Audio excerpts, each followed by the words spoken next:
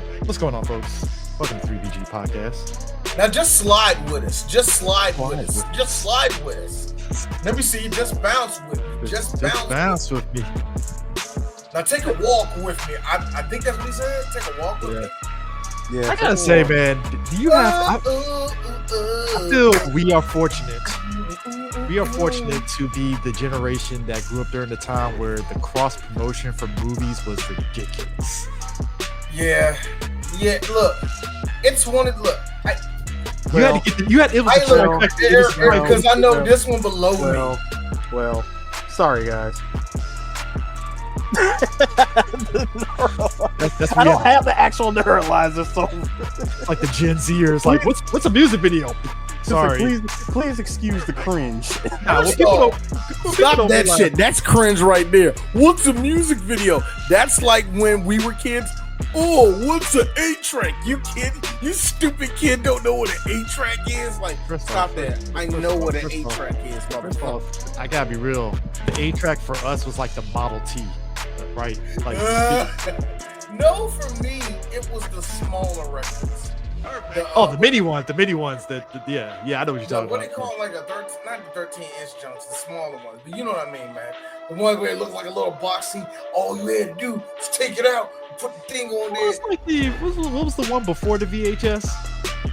The Betamax. The Betamax My folks had a Betamax and they had the remote and everything and stuff. And then man. Niggas that had the Betamax and the the laser disc, those people didn't let go of those motherfuckers for nothing. I mean, they kept using the technology literally until the wheels fell off. Were y'all folks balling like this, where they had the one that was the beta and the VHS combined? Like, no, the beta on one side and the VHS on the other. I saw those before, but hang on. Hey, kid. I give you $20 if you tell me what this is. Hey, yo, Gen X grandfather, who is doing that right now. Stop it.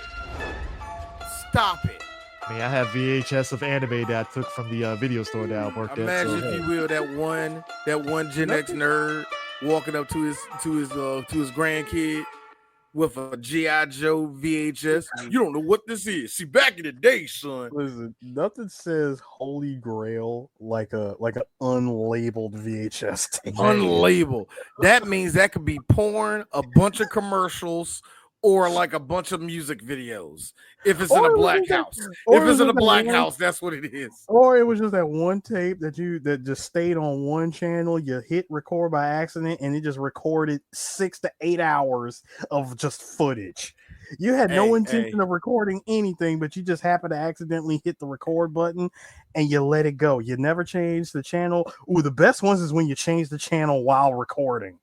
Hey, how many niggas out there had a VHS tape that said gospel or like church on it, and you couldn't record nothing on it because that was meant for your mama to record Frederick Price or some shit? I'm about to show my age on this. Real talk, she ain't seen that. She ain't never watched that tape in 30 years. Never went back. I'm about to show my age. I need to write notes. You ain't gonna have to write no notes on that, mama. You gonna watch 15 minutes of it and turn it off. About to show my age, and D is gonna laugh at this. My mom at one point, and I think she still has them. She has a ton of full gospel VHS tapes from when he used to record the cassette tapes the VHS of the sermons. She has more of the cassettes than she only has like maybe like 5-6 of the VHS, but she has like a ton of the cassettes. I'm telling you.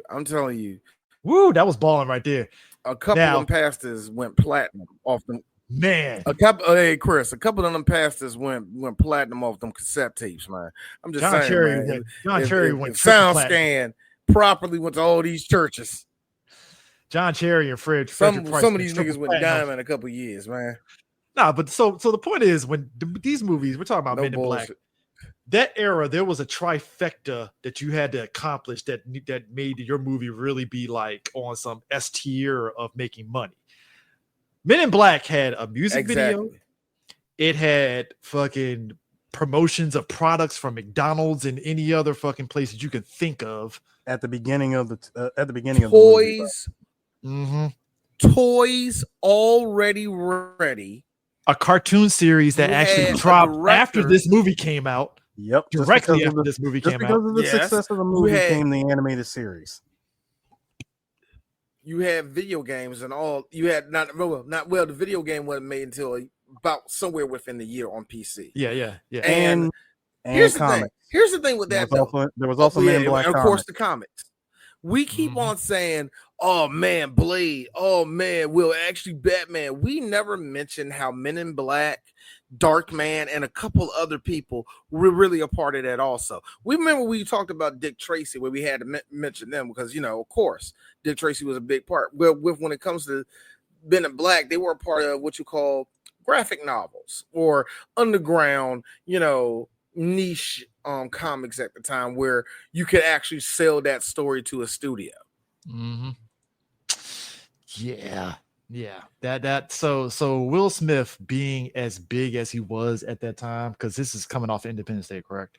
Yes. Independence Day. Yeah, Independence Day, which we talked about, that was another one that had the trifecta of that was one of the first times you really started hearing the word blockbuster. Yeah, this was a summer blockbuster of '97. Yeah, because I think they had we actually mentioned that with Jurassic Park. That was another one. The first one that was like blockbuster. When we did Forrest Gump was the same thing. Forrest Gump, which is weird because it was a different type of blockbuster, but it was still kind of like a blockbuster. That was what I call stretch my legs. Yes, early Oscar bait. Yeah, you're right. That's what before Oscar bait blockbuster. That's the key term. Yeah. It's a rarity even today because you get that. You're bold enough to put that movie out in the middle of the year instead of the end of the year. Yeah, because I mean, if you want to talk recent times, you could probably say Oppenheimer and Barbie. Yeah, Oppenheimer and Barbie. Barbie. I'm gonna tell you this. Barbenheimer. Yeah, Barbenheimer. Barbie. That's what made that so awesome, because that was bold of WB to do that shit, to bring out Oppenheimer that fucking early. But what made it even weirder was when they brought out Barbie, thinking that's just going to be a summer blockbuster. And the critics, our jaws hit the ground with that movie. We were like, this movie is almost perfect. Oh my goodness! Give it awards. They on paper. They didn't see that coming, bro. Here's how movie critics were with Barbie. Real quick before we get back to MIB. Actually, technically, we can go there for MIB.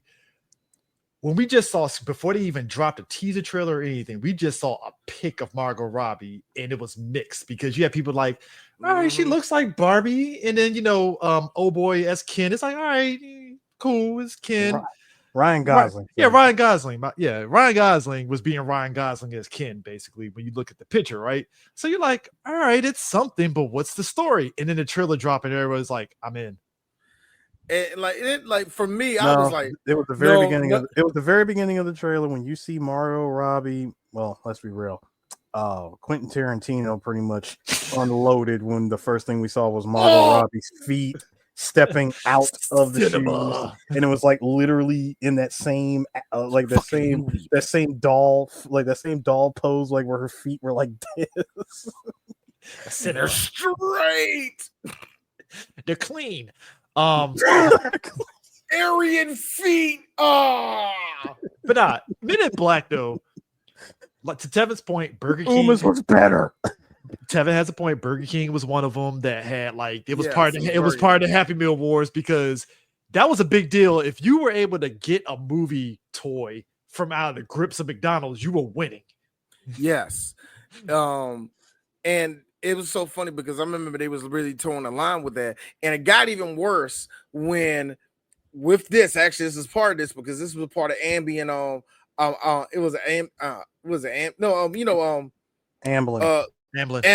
I said ambient. Amblin. Thank you. Amblin Entertainment. Right over here.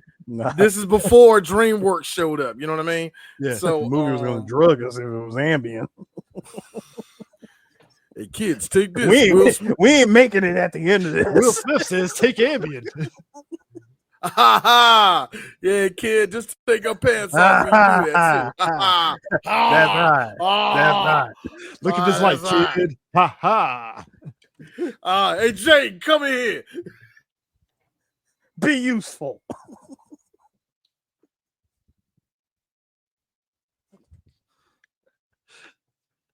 3BG does not condone raping. Just putting that out there. You're muted, D. You are very muted. 3BG does not condone this. I do. Anyway, we never alleged anything. we don't want to. But nah, it was just Burger King. That Quentin Tarantino definitely jerked off to Margot Robbie's feet in Barbie. We can definitely say that happened. Sir, he did that in Once Upon a Time in Hollywood. What are you talking about? Come on now. I mean, of course, man. Nah, but I gotta answer this question real quick. Yes, moving on. But Burger King got a huge boost in business because of them toys. Like kids, because look, between Burger King and McDonald's, as a kid, you went to McDonald's more than Burger King. Let's just be real. Like that's just what it is. 50-50, depending on what the toy was. Oh, look at this bougie person. I'm not being bougie. Look, I like compare and contrast. Okay, leave me alone. I like how you said. You know what? You can't use as a nigga that worked at McDonald's. You cannot use the word bougie and McDonald's in the same sentence. Also, I said bougie for Burger King. That's what I'm saying. No. Okay. Yeah. Actually, it's Walmart and Target. Niggas that go to Burger King. Yeah, I know. That's what I'm saying. It really is. Burger King, because you may remember, folks, you gotta understand, like Burger King touted themselves like flame broiled burgers compared to McDonald's. And they still remember when they updated the fries at Burger King? I like how Burger King gives you less fries and have the nerve to charge you more than McDonald's does for their fries. I like how never forgive Burger King for that mess. No, it was when they thought they was cooking when they brought out the Angus burgers. Oh no, the Angus burger was bomb, man. No, sure, and they hit. Look, the Angus burger was bomb. They hit. Yeah, they hit. They hit my colon hard, nigga. I think I shit it wrong for a while, but I couldn't stop eating. Then McDonald's turned around and dropped Big and Tasty. Big and Tasty was nobody was eating that shit. I was working at McDonald's. McDonald's thought they were this with Big and Tasty. They really came in hot like this with the Big and Tasty. And... Oh no, because real talk, niggas was actually buying that shit. But they were. But by like the first year, they stopped buying that because it was like, why am I going to pay for the same damn patty? You know, whatever. But when they put out that McRib, though, they have this attitude. So you know, the McRib. Here's the thing, y'all. You only bought the McRib for the sauce. Exactly. The McRib. The rib itself is incredibly trash. I will say, we have people sitting with a countdown clock. McDonald's is going to bring it out 3 months from now. I say y'all ready. They're the same ones that expect the Szechuan sauce to come. It's back. like if you don't know, and look, here's the thing: if y'all don't go and get some KC Masterpiece and put it on a sesame bun and eat it like that, I take it a step further. I take it a step further on two things. Number one, take your ass to YouTube. There are plenty of barbecue masters that tell you how to make your own goddamn barbecue sauce. First off, second off, for the people that live in PG County, I'd rather eat a fucking. I'd rather eat a barbecue sandwich from Hog on the Hill before I get a McRib. That's just me. Smothered in mumbo sauce. Yeah. So it's like the McRib, the barbecue sauce variant mumbo sauce. The McRib was basically like the cafeteria rib sandwich with extra steps. That's all it really was. No, it is. It is with more bone marrow inside of it. What the fuck is you talking about? No, seriously, the little rib that's inside the McRib, when you suck it all off, it's like this is plastic, isn't it? That's what it was. Like, yo, I fucking hate the McRib. No, it's more. Here's the worst part. I would defend McDonald's. No, it's more bone marrow and less pink slime. Oh, 10 years from now, we're gonna find out that shit gives people cancer unknowingly, and then we're gonna be like, damn. 10 years from now, it's already been confirmed, sir. That's what I'm saying, Chris. Here's the thing. That McRib is poison, and you know No. Here's the thing, though. I repeat, all fast food is going to give you some type of cancer symptom. Okay. All red meat is going to do that to you. This actually rolls into Men in Black. For niggas to sit there and go, See at Burger King, they do flame broil. You know what else does? You know what else that flame broil does to you? Carcinogenic. That shit, just like the McDonald's shit, just like the Taco Bell shit, all of it. Let me say this, Brian. Since you're saying possible conspiracy, I mean, let's think about this. A great man in this movie, a great man in this movie once said, 2,000 years ago, we thought that we were the center of the universe. 500 years ago, people thought that the Earth was flat. 15 minutes ago, you thought you were alone in the universe. Imagine how you would imagine your reaction what you can learn in 2 days from now. Think about it. 9 years ago, we all said that Donald Trump would not hold no office in the United States. And the fact that for 9 years, Donald Trump has been in office. Look, 20 years ago, we said there would never be a black president. Folks, we're only 4 months in. Seriously, dude, 4 months. This man did a record speed run through Project 2025. Ain't that a bitch? Hey, CJ. This nigga's at the last two pages. CJ. No, CJ. He's already at the last two pages. I like how he's getting. Wait a minute. I like how he's getting his plot off, but he's doing it incredibly Wait a minute. wrong. CJ, all the MAGA voters, 2 weeks into into electing him in office. Hey, listen. I don't wish harm on people, but they had that James Brown look when Doge fired their ass from their job. They were like on sight. What do you mean I don't? You mean I don't have DEA? I mean DEI? Wait a minute, I'm not DEI. I'm white. So you are then. Yeah, there you go. Firmly grasp that L, please. Forever. I need you to hold. Listen, I need you to strap it to your car like a game deer that you just killed and take it home.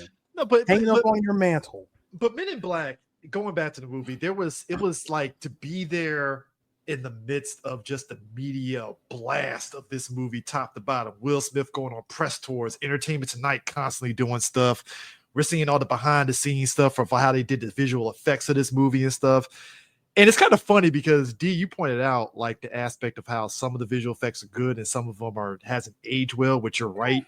But like back then we were just wild, like, oh shit, we got an alien and stuff. Because even at the beginning of the movie where he cuts open the migrant and it's an alien inside, that was a big deal back then. I mean, first of all, CGI, the fact that CGI back then was the fact that Tommy Lee Jones and his boy pulled over Danny Trejo and his cousins. Great value, Danny Trejo, sir. That was his cousin. All right, a man said the fact that he is responding. See, Danny Trejo. You know what Danny Trejo is saying right now because it's his 81st birthday today. You know what Danny Trejo said right now? That's fucked up. So next time I see a couple of niggas walking down, I'm just gonna say, "Hey, there's his cousin." Fuck you, man. No.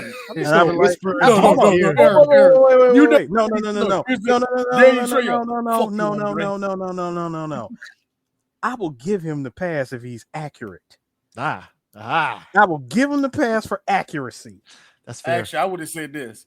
You should have said this. I don't give a fuck. Danny Trejo 81. He ain't gonna beat nobody ass. What the fuck he gonna do? Chase me, have a heart attack? Nah, man. What are we gonna do? Drop Machete 3? Don't tempt us with a good time. Don't tempt him. Chris, that man.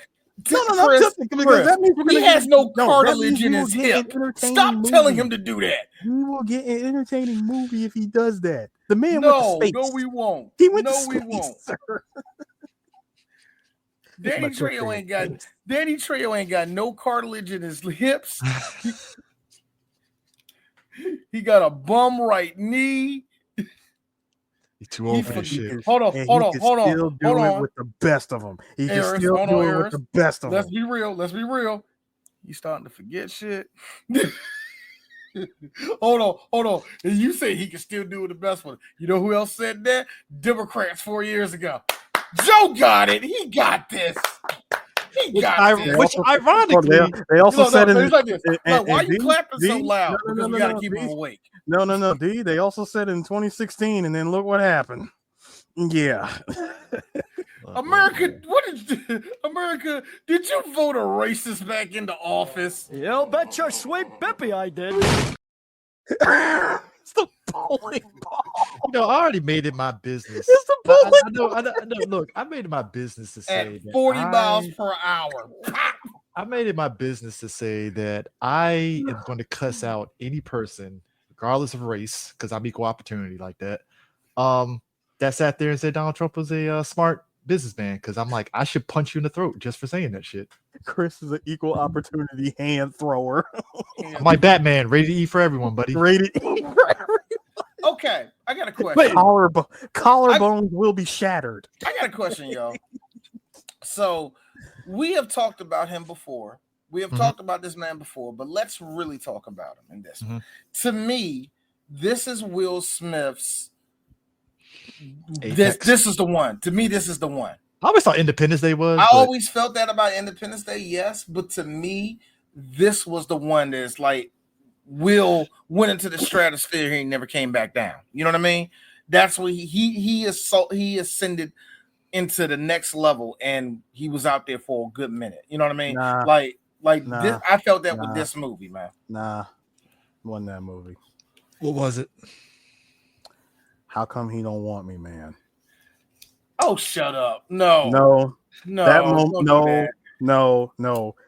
Some people laugh and joke about that scene, but a lot of people, I would say a lot of Hollywood elites, saw that scene on network television and was like, "Oh my god, that's a light-skinned Negro man talking about his dark-skinned dad that left him.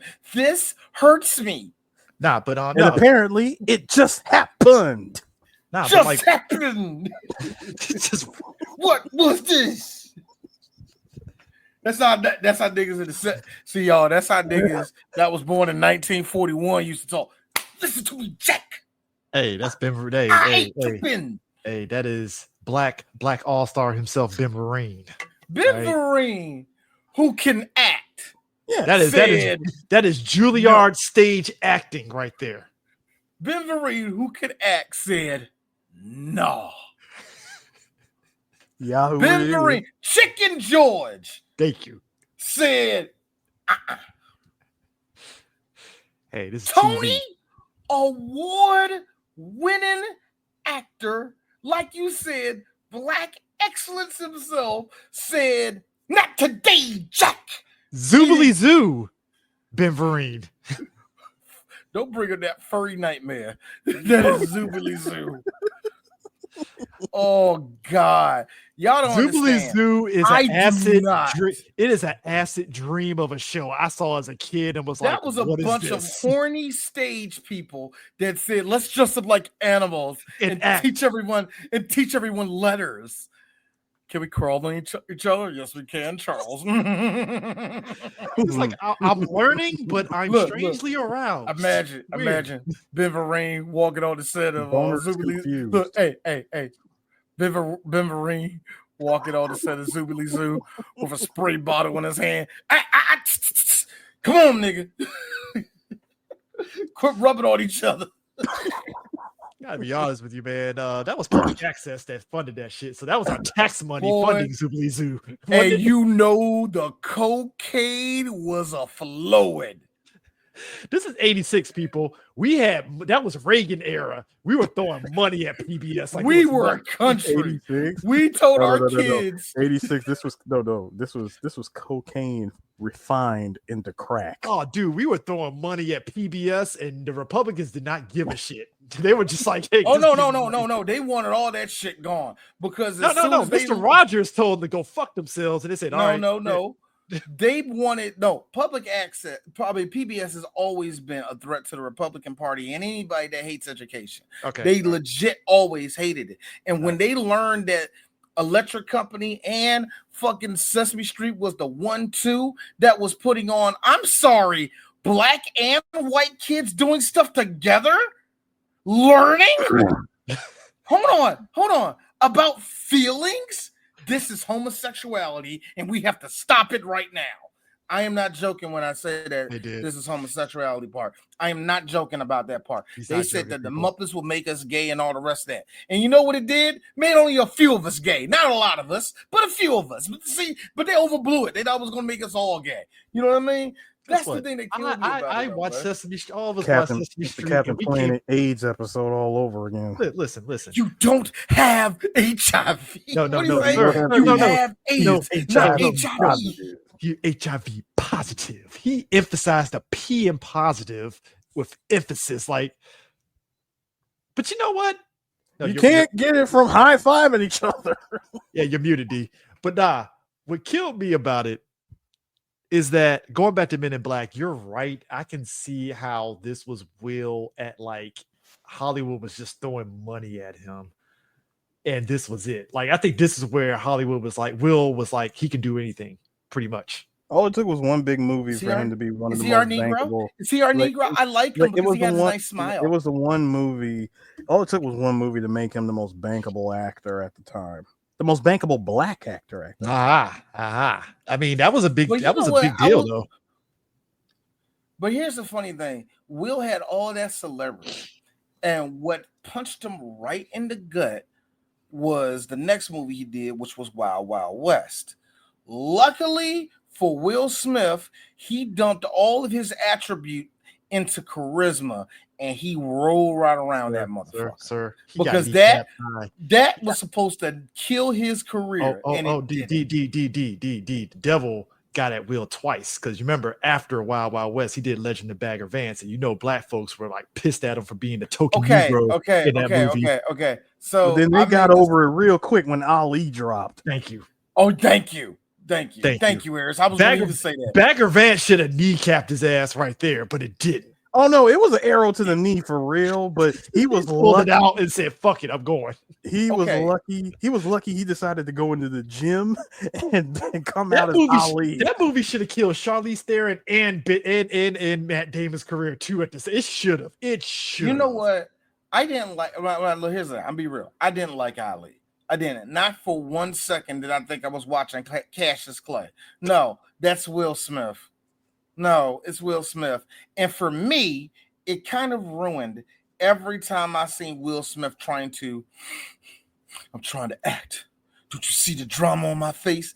From that point on, I could never take Will seriously. Yes, he did. He had a good performance in Pursuit of Happiness. He had a good performance. Oh, that was great. He had a good performance in 7 Pounds. Even though 7 Pounds sucked as a movie.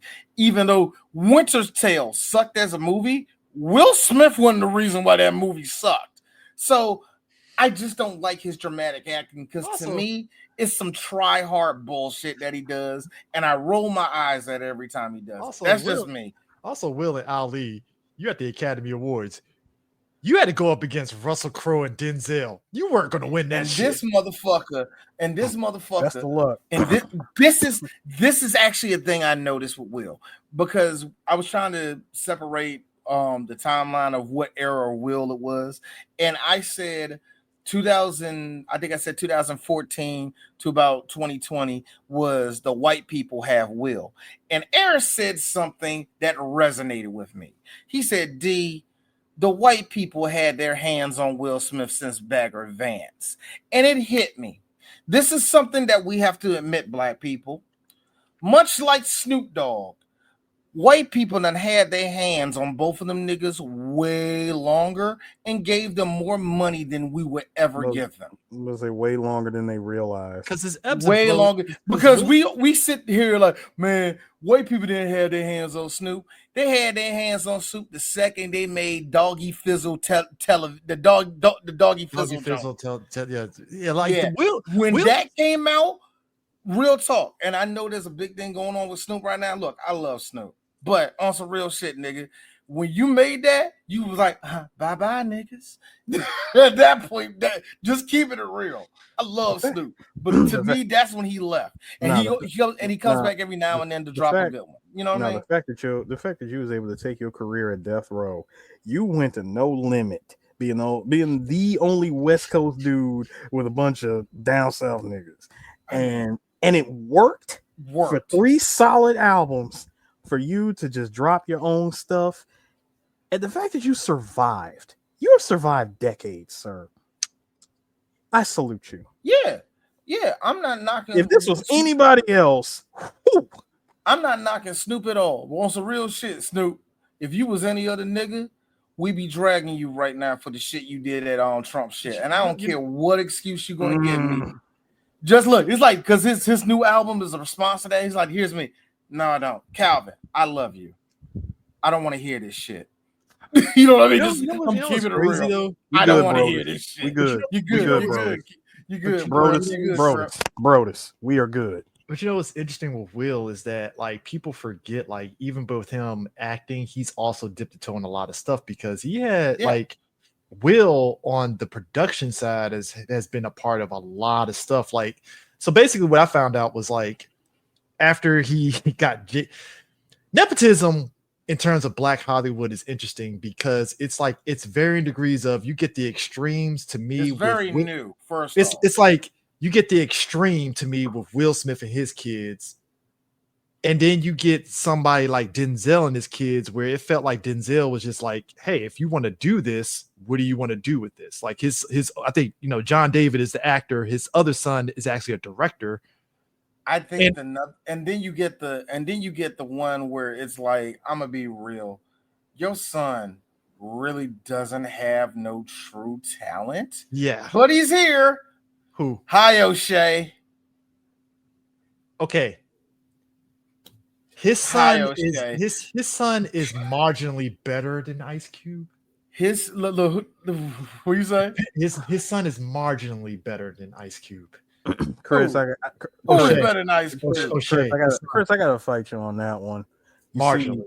No, Chris, I gotta fight you on that one. See, his son didn't have to spend a large majority of his career, beefing with the dudes that he grew up with. He didn't have to put out albums. Also, he didn't have to do none of that. All of his image. Also, all of his image is him cosplaying his cousins who were actually gangsters. I mean, that's why when Ice Cube acts, he can't act because he's already acting. I mean, hey, lethal injection, though. Yeah, but I'm saying like, look, Natural Born Killer is one of the greatest songs ever made. But the nepotism with Will, it's like can't stand it. God damn it, schizophrenic. So part of the nepotism with Will is like he got Jaden to do Karate Kid, right? Coming out of that, he somehow ended up having himself attached to any Karate Kid stuff after that because apparently he actually executive produces Cobra Kai. Yeah, I know. Mm-hmm. I didn't know that shit. I was like, holy fuck, he got a backdoor deal on that? Damn. Will Smith, the producer, is the one that where people want to make him an example. They like, see how Will Smith making moves and all the rest of that. Like, he's doing those low-key moves where it's not really a chess move, but niggas gonna be like, oh, you see, he getting all this money. It's another one of those things where it's a revenue stream that helps out. It's kind of like that's what I'm saying.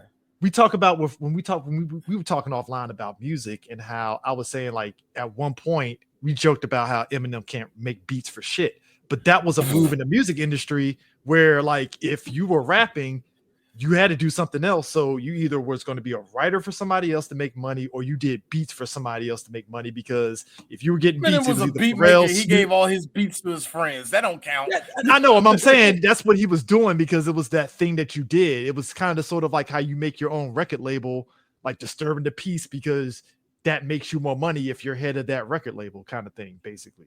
And that's essentially what Will was doing. It's just like, hey, I'm executive producer, even though I probably don't do much in the way of like providing anything to it. No, he's just collecting the check, really.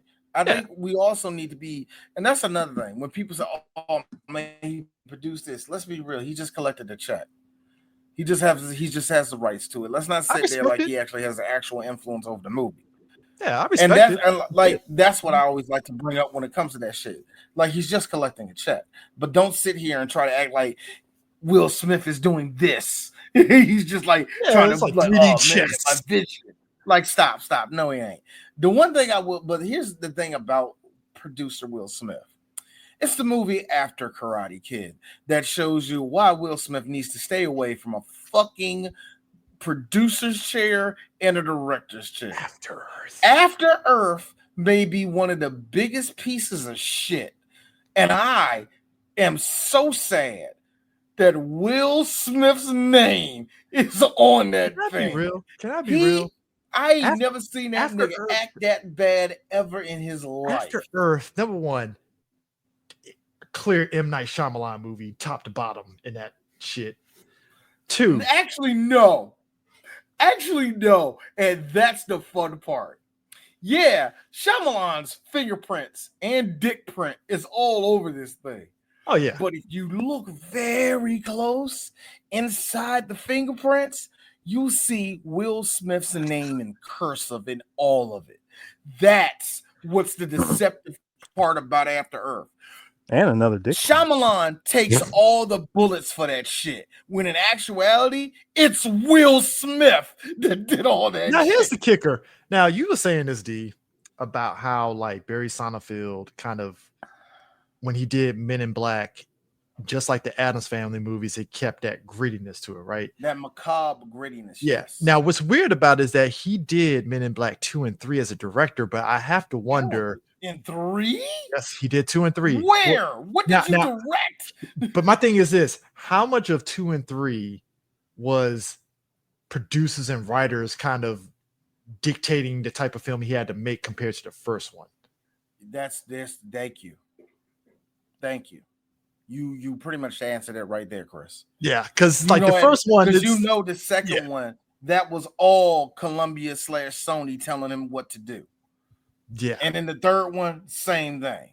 You know what I mean? We focus tested this, or better yet, okay, we're going to do this movie. Okay, I want to do this. But Will said, that's what I think happened too. Which is ironic. And that's not, and let me make it very clear.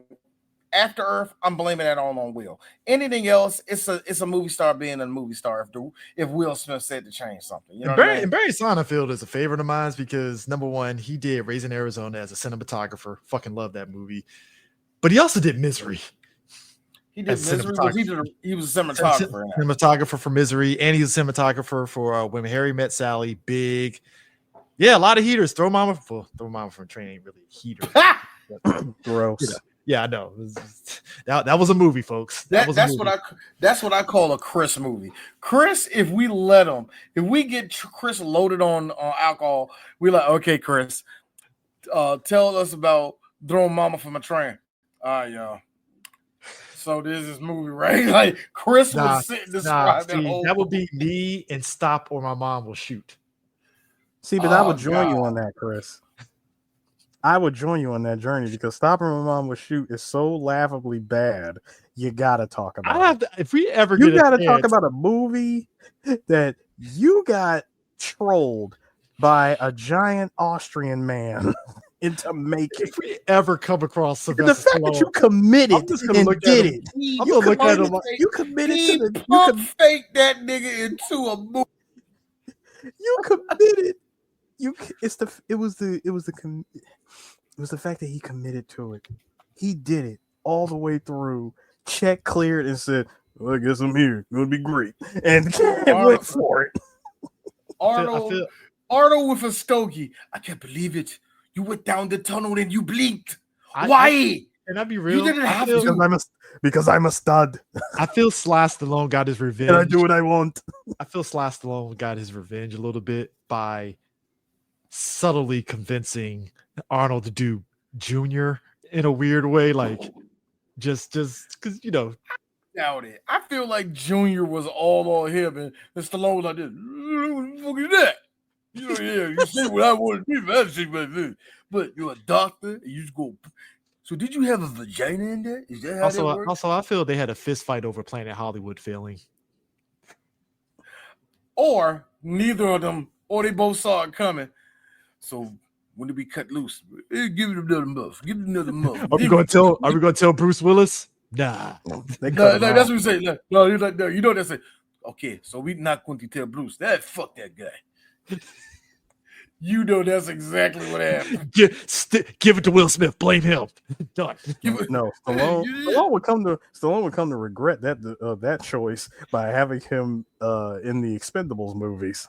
and then replacing him with with Harrison Ford. Harrison Ford. Gruff Harrison Ford.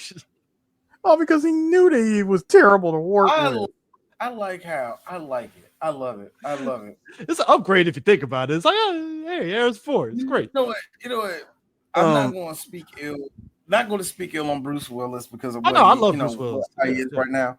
But I'm gonna keep it real. Bruce, the last 12 years of your career, you were a fucking asshole. So many people said to say you're a fucking asshole. But going back to this That's movie, all I can say. Anyway, go back to this movie. This is the movie. This was my introduction to Vincent D'Onofrio. Because I think did he start doing Law and Order around this time? No, Law and Order didn't come into the mid 2000s where he's young. I thought he was in the early ones. Where Vincent D'Onofrio, of course, Full Metal Jacket, where everybody saw him the first time. But he's been, he had little bit roles in a lot of other stuff, and this was just the vehicle for him, man.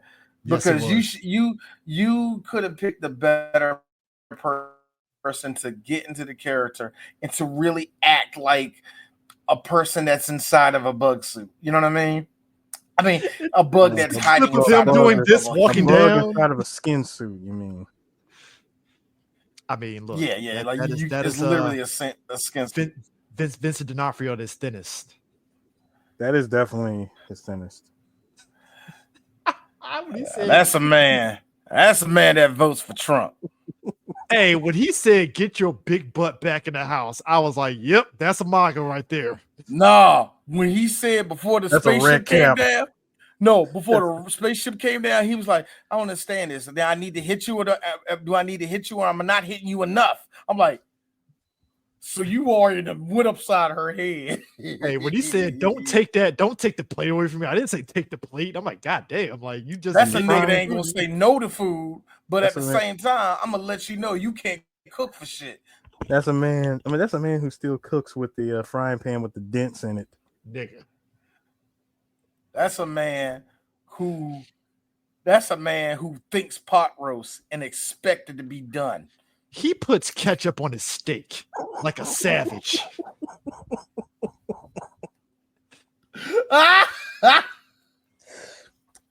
Could I say?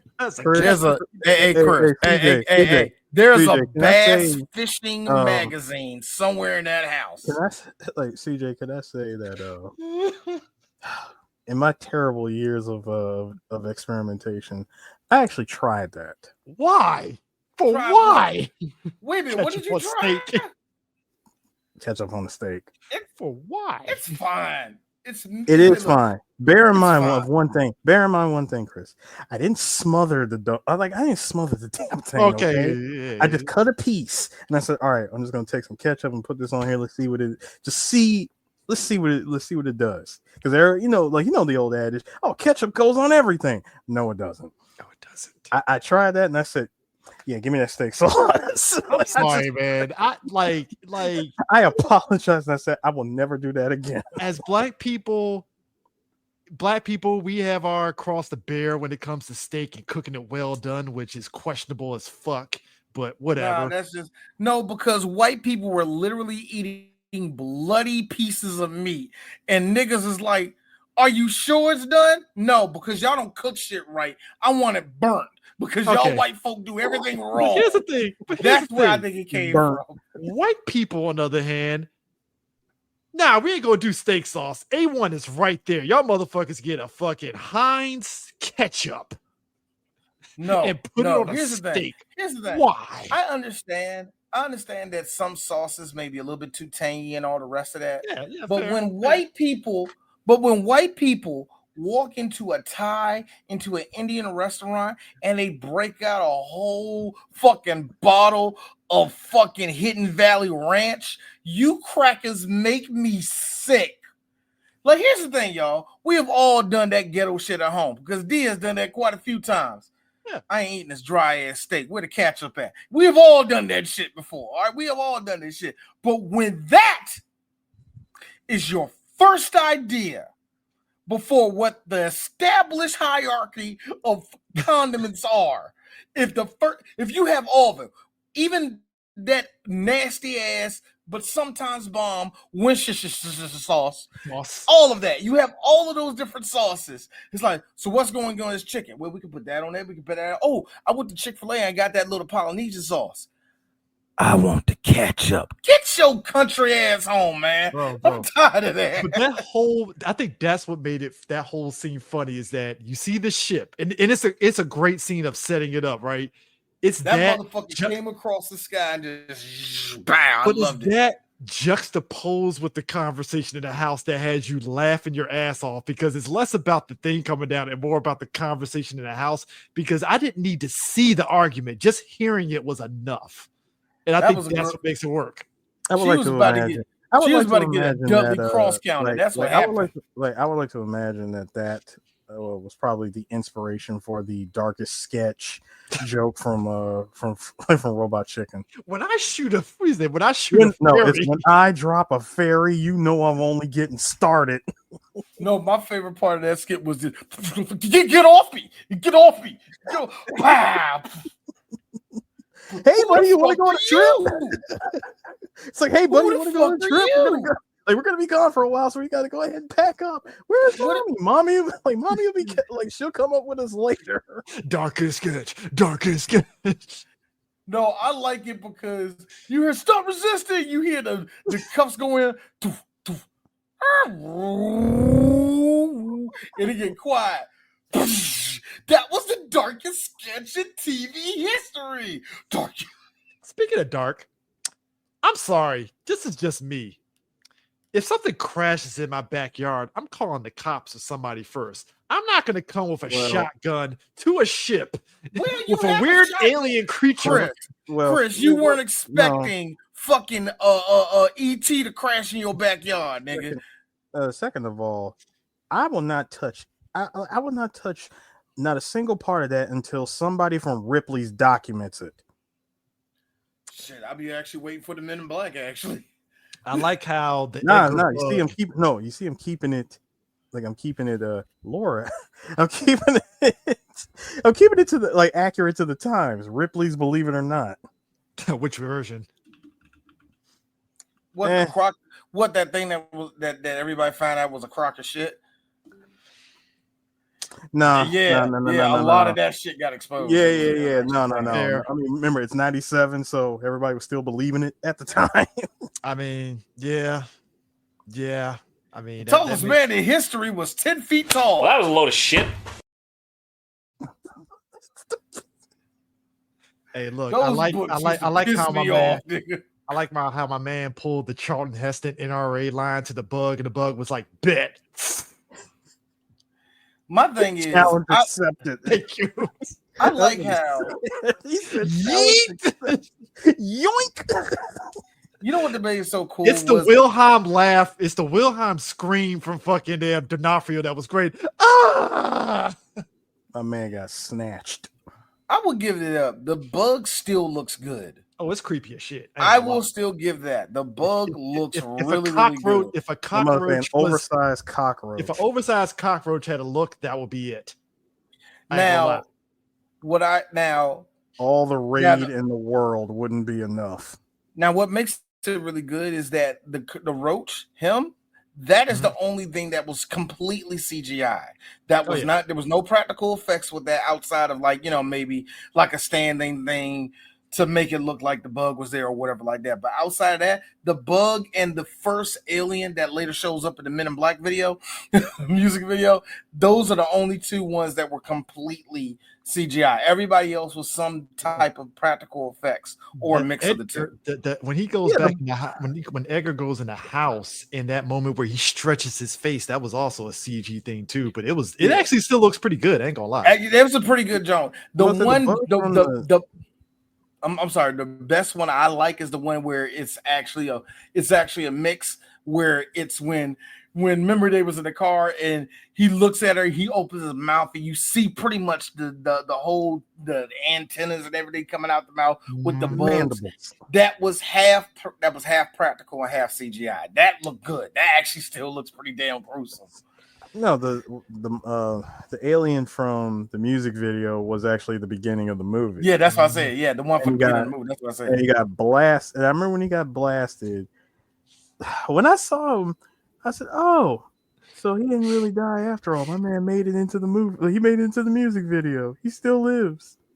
He's sliding with Will Smith.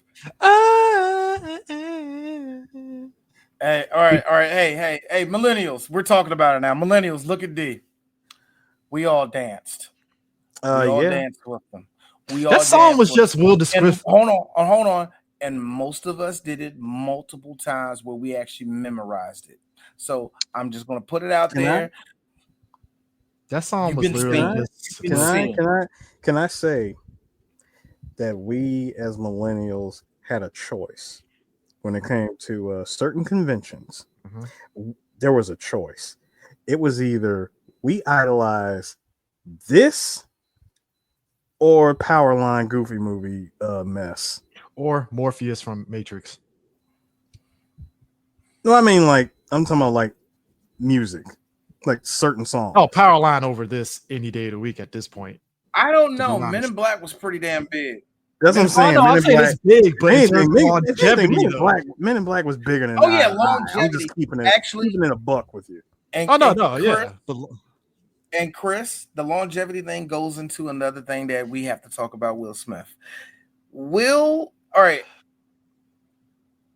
I won't defend it out loud, but I defend it as somebody in silence going, yeah. And that's Big Willie Style being a good album. I defended that much. I am not going into detail. I am not arguing with none of you niggas. Big Willie Style is a good album.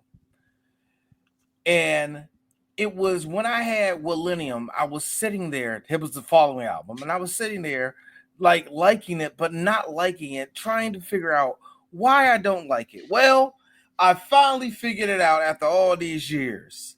The hip hop started in the park. Ha ha ha ha. If Will Smith never disappeared, his rap style, even by 1997 doing Men in Black, and even with Big Willie Style, was already dated.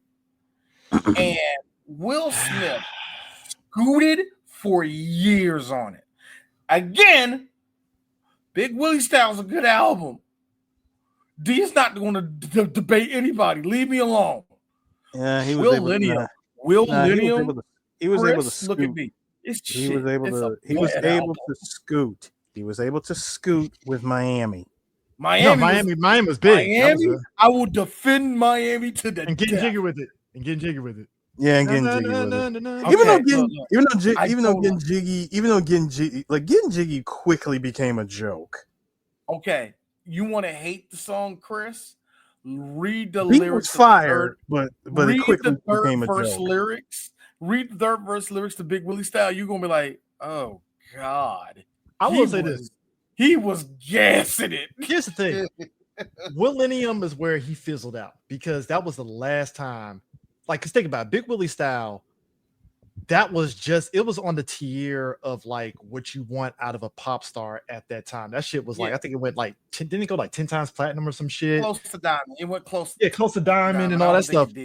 Millennium, it sold moderately well, but it barely went platinum. And that's when I knew, it only got there because of Wild Wild West.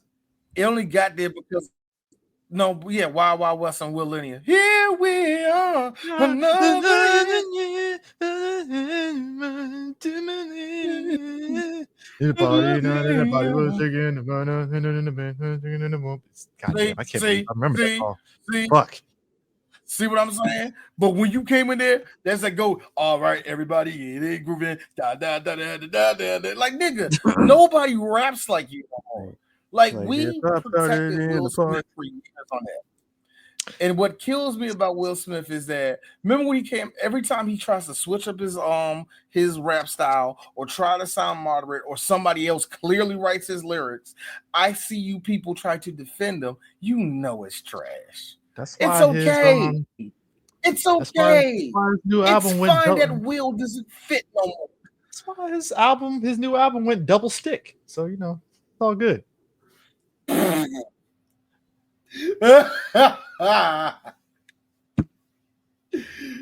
No, that reminds me of a line for Noriega. Y'all niggas ain't gold double platinum. Y'all went double wood. Nah, because here's the thing: if I'm going by off his albums, right? Like I said, Will Lehman was the last time he went platinum, right?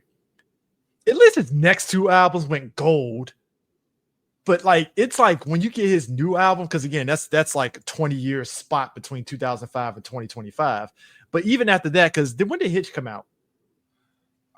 2011. I don't remember. When he did the song for that, I didn't care for it because it kind of had that song kind of had what you said. It had the hip hop start out that kind of vibe to it a little bit. The way the beat of that song was. And at the same time, he had this, so y'all young niggas, y'all don't rap like me because I don't cuss. It's like stop. You let Eminem live rent free in your head, didn't you? You let all the I like how he said I like a little sneak this to Lil Wayne, and somebody bitching to Wayne was like, that nigga make movies. Wayne was like, we say fuck me for like, bro, like nigga, you make movies, okay? But that's what I'm saying. It made no sense. I remember when LL Cool J put out GOAT. GOAT came out in 1999, and he posed a question on one of his songs talking about how do you feel now that the Jay-Z's, the DMX's, and all the rest of them came along.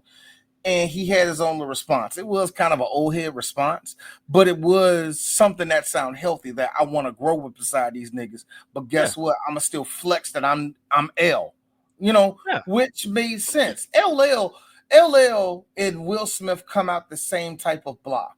These two light-skinned dudes who were going to be commercial. Just real talk. They had commercial success written all over them. They both went into acting. LL never shook the New York off him, while Will Smith said goodbye to West Philadelphia probably in 1990. I think LL, you know what I mean? There was no real connection to Philly outside of him saying summertime. You see what I'm saying? If you think about it, LL to me, it's kind of funny. I felt he, like you said, I think that's part of why LL kind of felt consistent to me. Like if LL came out right now, I know he came out with a new album, but like if you told if you told Will Smith and L to spit a Hot 16, I would believe LL's Hot 16 over Will Smith any day of the week. The one, his new album, look, it's fine for what it is. You know what I mean? Yeah. I'm not going to judge it. But LL is way more healthier and way more in rap shape than Will Smith will ever be. LL, to his credit, yes, is an entertainer. He's an entertainer. Oh yeah. But he never lost what made him good, which was him being a rapper. Yeah. No disrespect to Will, but I'm gonna keep it a buck. Will, you're an actor now. You're an actor now. We're fine with that. We're great with that. And it's fine. You know what I mean? Until you start fucking behind your wife's back and she does revenge sex and then embarrass you in front of everybody, and then you get all sad and everybody making memes of you, and then one good joke and you get mad and you slap a nigga across the face. Now your whole comeback is in flux right now. Well, he's put his way. I think even with that, Will's fine. I think will be fine. It's just going to be rough the next 10 years. You know what I mean? I think ultimately at the end of the day, and I mean it because I was just like Chris Rock. As disappointed I am about that whole situation, I'm with Chris Rock. Nigga, I was rooting for you. Like, dog, I'm a fan of you. As much as I throw shade at Will Smith, it comes from love. Yeah. Because I fucking like Will Smith. He was my childhood. I don't disrespect that nigga, man. Every now and then he does still make me. Bad Boys 4, as much as I don't like Lowry, I don't like Mike Lowry, I don't like Mike. God damn it, Will, you and Martin still work. You know what I mean? That's the crazy part. It's like it's between Bad Boys 4. It's like when I see that, it's like, hey, Will, get on your feet, bro. You know what I mean? Yeah, it's between that and the stuff that he does on social media that's like there's hope. Like, all right, he'll come through it. I hate his social media. That ain't Will. That's some girl he hired doing that. That is not Will. No, I'm talking about I'm talking about when it's like actual, like genuine funny stuff. I ain't talking about like the manufactured shit. Like when it's actually genuine funny, like, all right, cool. I still think it all is really. But nah, but like because the way he acts is like, okay, who's the 31-year-old millennial who runs this shit for you, man? Like, honestly, Will, this don't feel like you. That's just me, but whatever. But going back to D'Onofrio, I ain't gonna lie. His Edgar, this shit here had me dying. the elbow moment.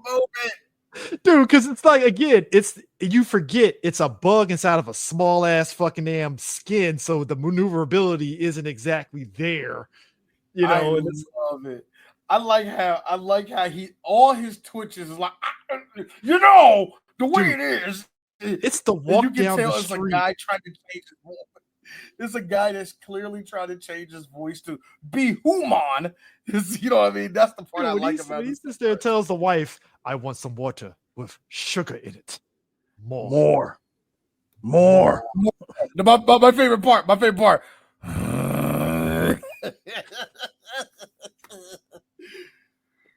Like you're like, oh yeah.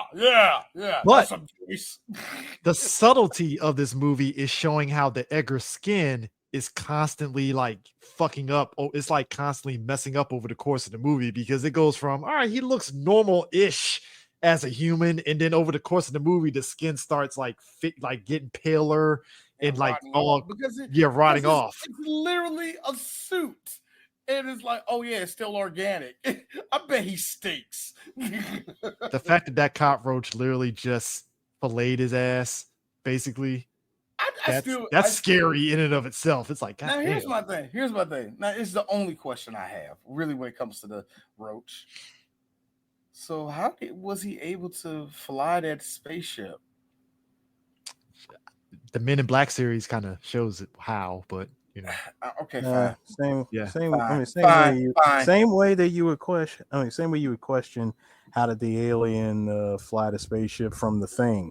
Ah, fair. Well, you know, the remake kind of. Shut the fuck up, Chris. We do not talk about that. You would take your horror feelings and put them in the horror closet. Chris, sir. I forgot I'm talking with the two cinephiles over here. No, Chris. We do not talk about that prequel remake. The fact that it was remake, and then you realize at the last minute. I wanted to take a bat to the studio for saying that shit too. It's the remake, but not really. I'm like, get the fuck out of here. Just say it's a prequel and call it a day. God damn, man. A pre-make. No. It's a pre-make. It's a pre-make. That bullshit ass movie. I'm like, all right, you know. Why would you even try to fucking? Okay, whatever. But anyways, speaking of which, hey Monk, how's it going? Tony Shalhoub, my favorite Hebrew. Seriously. No, damn, I'm dead serious, yeah. I love Tony Shalhoub, nigga. Oh, I love him. I watched the shit out of Monk. It's I don't give a fuck. Out there. Strangers get confused everywhere. No one seems to care. Well, I do. Hey, Randy Newman fucked that song up, man. I loved it, yeah. Also, don't say Randy Newman, because I just think Will Sasso from Mad TV. So. You, I could be rolled down, but I don't think so.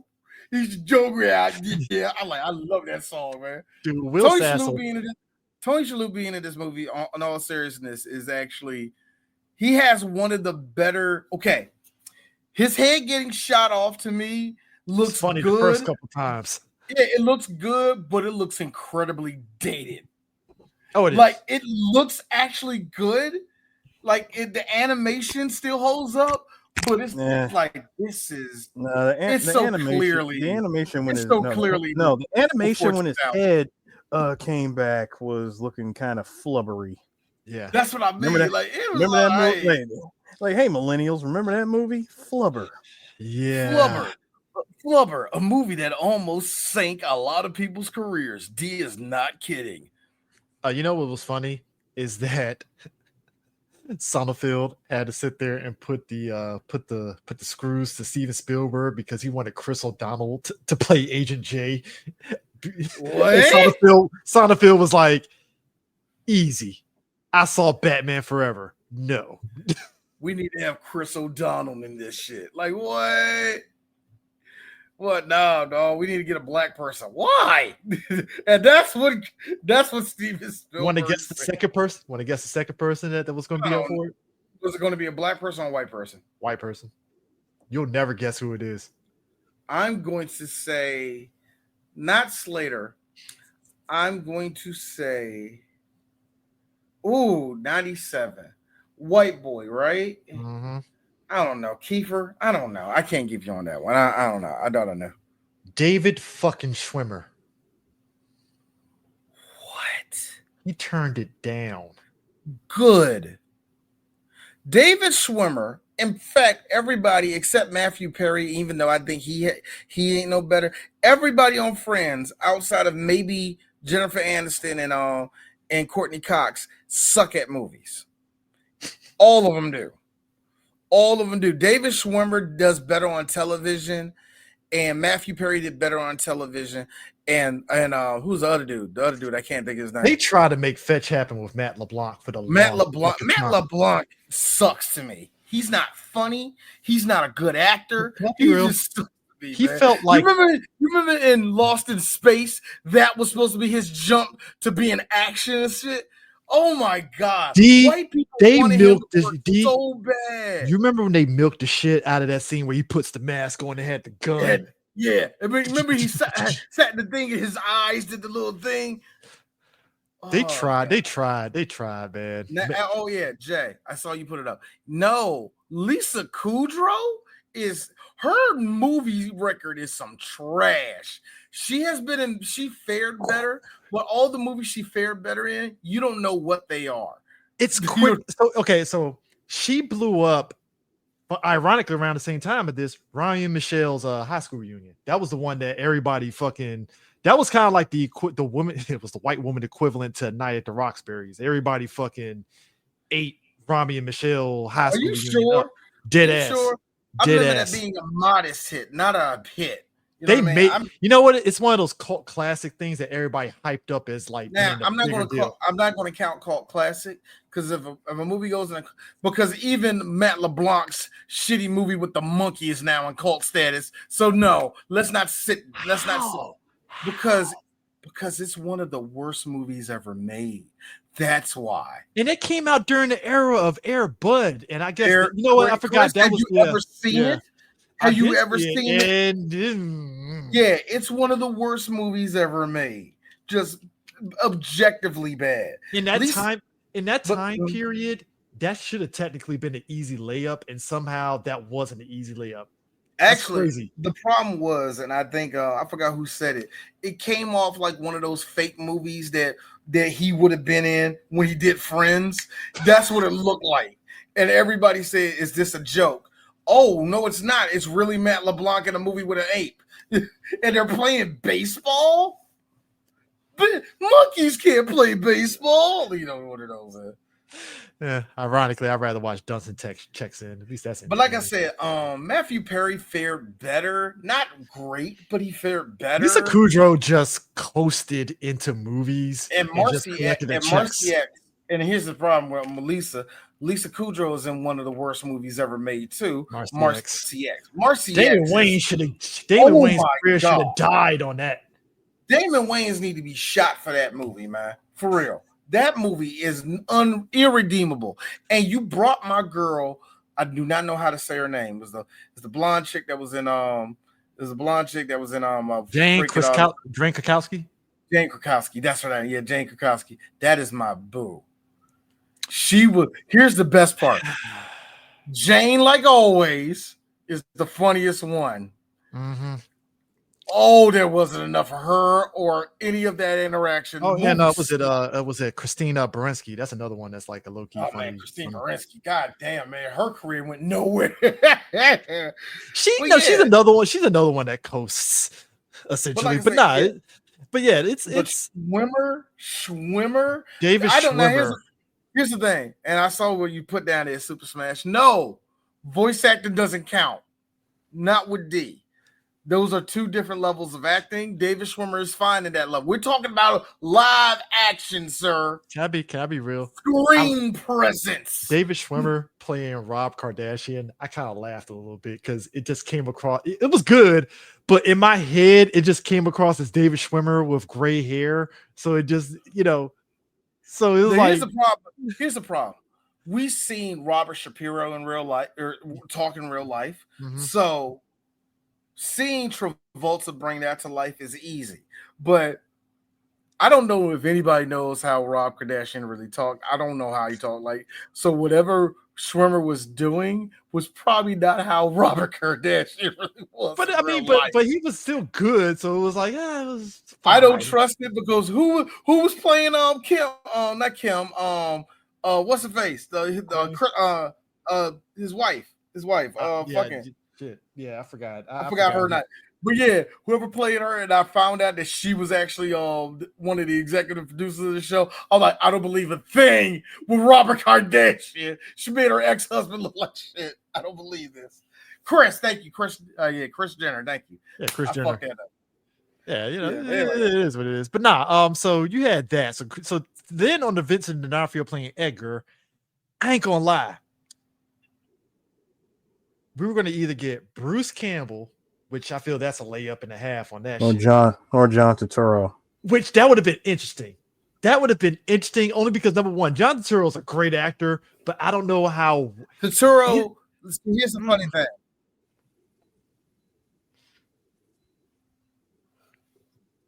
Oh, go ahead. Yeah, I don't think John would have been all right, but I don't know if it would hit. I'm saying John would have hit. I don't think it would have worked if John would did it. Yeah, that's man, that's the Schwimmer thing. Just the Chris O'Donnell shit had me laughing because I was like, why? Well, why? I like Chris O'Donnell, but no, he's not Agent J. So I don't know how that would have worked. No, that was never going to happen.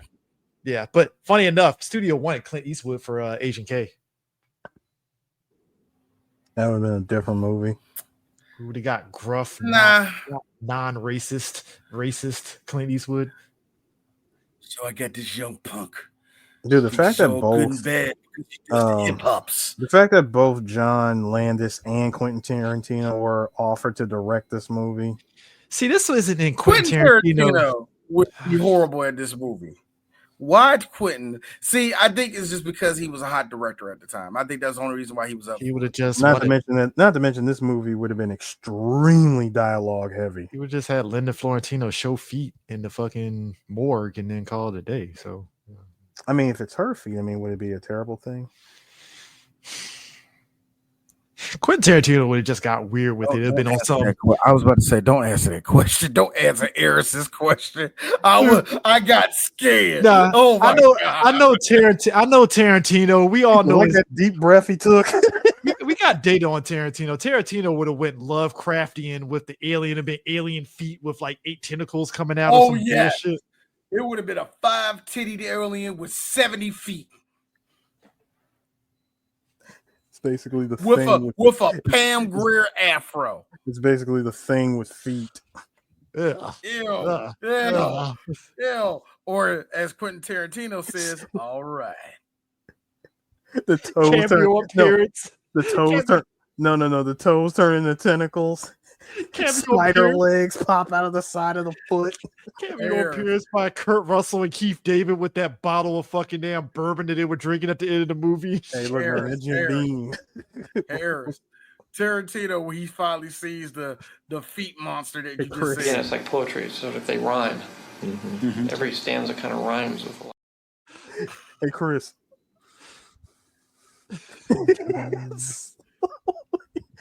That slow pass, like if he takes this drink, he done failed my test. It's like fuck, he is real, or maybe he isn't. I don't know. That's a motherfucking ending right there, man. They both just taking the swig, like, yeah, we'll both die. He's like, yeah, we will. We'll see who's who. Die first. It's like, hey, man, let's just sit back. End up looking like Jack Nicholson in The Shining, just. The fact that he said, why don't we just wait here for a while, see what happens. We're not gonna make it out of we're not making it out of here alive though. COVID protocol, 100 feet space between them. As he passes the Jim Beam to him from a distance. Rolls it through the snow. You gonna get that? No, I don't think I will. You're an alien. Dude, my leg is frostbitten at this point. Oh man, but nah, like it's so 100 below. Did you just love how, and I think for me, what was interesting past just the opening is Will Smith, his character, is running down an alien, even to the point that Agent K even tells his boss, I think Rip Torn plays Zed, he's like, the kid ran down the alien. That has to count for something. Yeah, he did. Like, like how the cop that was giving him shit, like, did he blink? He was like, Dude, the fact that he ran and when he caught up with dude, he said, my MP, he's like, NYPD. He said, that means I will knock your ass down.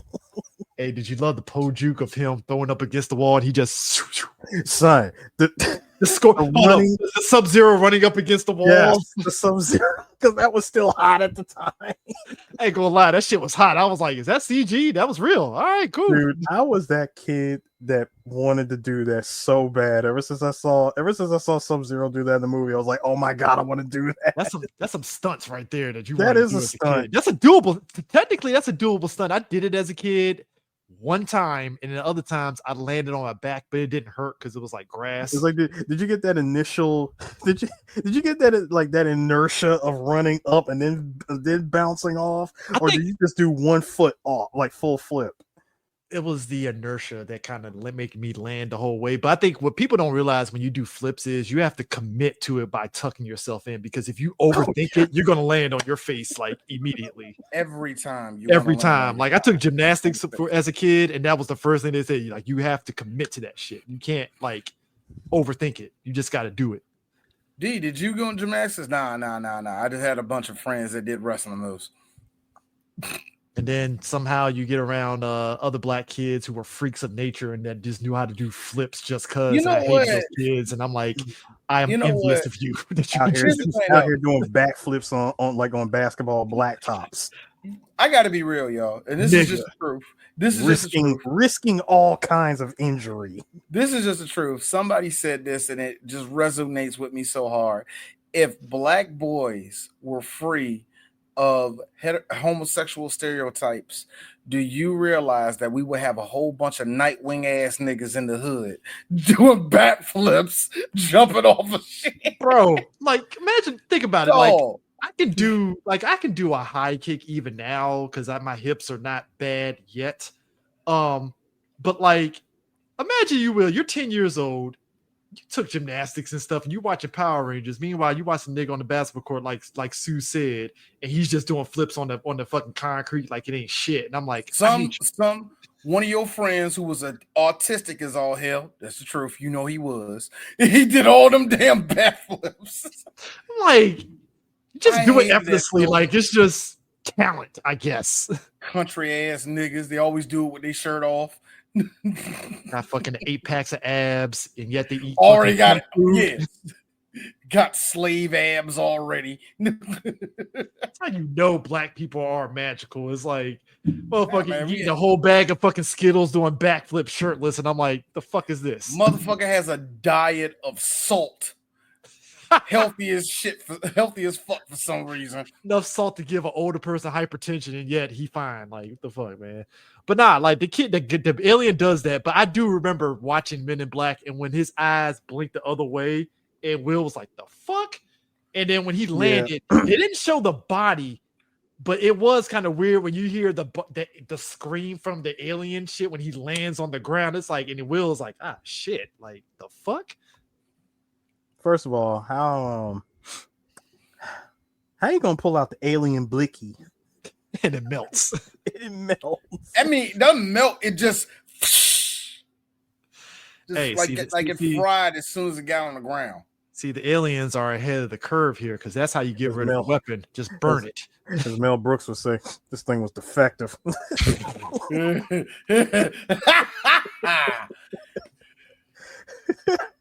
It was only good for one shot. a good one, Harris. I like that one, man. That was a good one. Yeah, it's one of those things. But I like how when he gets to the police station and they're like, "Really, kid? You sure you did?" I like how his boy again. His partner, white guy, of course, says, maybe you just threw the guy off it. I'm like, buddy, you're white. You would do that. All right, let's just keep it real here for a second. No. Let's just stop. Stop imposing what you would do onto me. Thank you. Actually, D's going to take it one step further. Nigga, y'all the NYPD. Ain't that in the booklet that y'all supposed to do that? Like, yeah, isn't that isn't that response number 2 in the handbook? I'm just saying, man. Don't let me quote your number one. No, hold on, dude. Number 1, catch them. Number 2, throw them off a bridge. That is the nigga thumping. And then number 3, ask right the there. question. Don't let me like that. Don't let me quote your job to you. Thank you. Like shit.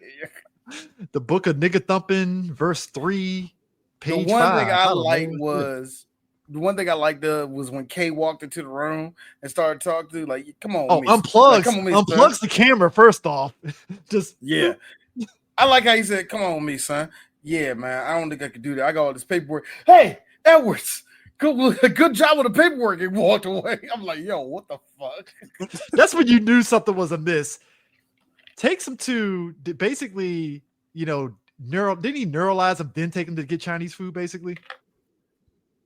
Yeah, they were sitting out after they went through all that bullshit. Yeah, mm-hmm. I like how Will did the whole after they did all that. At the table and shit, just laughing like, yeah, just show up here, Slick, at 9 a.m. here. Dude, the fact that he told him to sit, he said, "Look, you ever just sit and watch the sunset?" Will sat on that park bench all night, just contemplating. I don't blame him because think about it. That's a lot. Told him because basically it's a lot to think about. Yeah, you're about to hunt aliens. Now, what Will didn't know was the part that comes after, which I think would be very important. Well, actually, he told him. He said, if you do this, you're going to have to cut off all contact with the known world. You ain't going to have no fingerprints, no nothing. People that you knew ain't going to know that you even existed. Your family, if you have it, gone. Yeah. Which is funny because the cartoon touched on that because we see what Kay does on his day off and he's just chilling at home playing video games. And I think it was an episode where his mom found him and he was like, "You've been missing for how long?" and stuff. And it kind of caused this whole sort of like conflict sort of thing. But it was an angle. Fun thing real quick about the cartoon. I only watched a couple of, not a lot of episodes, but I've seen enough of them. Fun thing for me, the dude that did the voice of Jay was Brett Butler. Brett Butler did the voice of Dr. Quinn in C-Lab 2021. I just want to put it out there because I love that brother to death. And second of all, Greg Berger did the voice of Kay, which all he did was use his corn-fed voice and made it more country. That's all he did. And kept that same monotone voice as he did his corn-fed. Just made it a little bit more, I guess, hickish, maybe. And it wasn't even a lot. Yes, but sir. it was pretty. Also, I just gotta put that out there. They got our 3BG boy, Charles Napier, to be Zed. Great. Oh, yeah. Charles, this was during that time towards his death. Charles Napier was doing a whole lot of voice work. And Charles Napier is actually also connected to the reason why I became a film critic. He was in The Critic. He played Duke in The Critic, which was hands down one of the greatest cartoon characters of all time. But anyway. Yeah, so it was like you get this whole sequence, and I think D has the picture of it where you're getting all these military guys from all the branches of the military. Oh, no, I didn't get that one. And then you got Jay. And then they're doing all the shooting. Yeah, so while we here, puts a bullet in the white girl's head. And it's funny in an unintentional way because you could tell Jay is kind of taking it serious, but not really because his explanation for shooting the girl kind of sort of unknowingly lines up with the MIB's whole thing in terms of like who's the danger kind of thing, if you think about it. In a weird way, can you tell me why you decided to shoot, this poor little girl in the face? Little Susie. Like, she has all these books in the hood. My man out here doing it's the fact that she's got a book on like thermodynamics, like some science books in the middle of the hood with a bunch of alien monsters and stuff. I think she's more suspect than the alien monster. He said, my man out here doing pull-ups. If I was in the gym doing pull-ups, somebody shot my ass, I don't even know what to do. He was like, look, I like, come on, man. The last thing I wanted, like, is somebody like busting in and shooting me while I'm on the treadmill.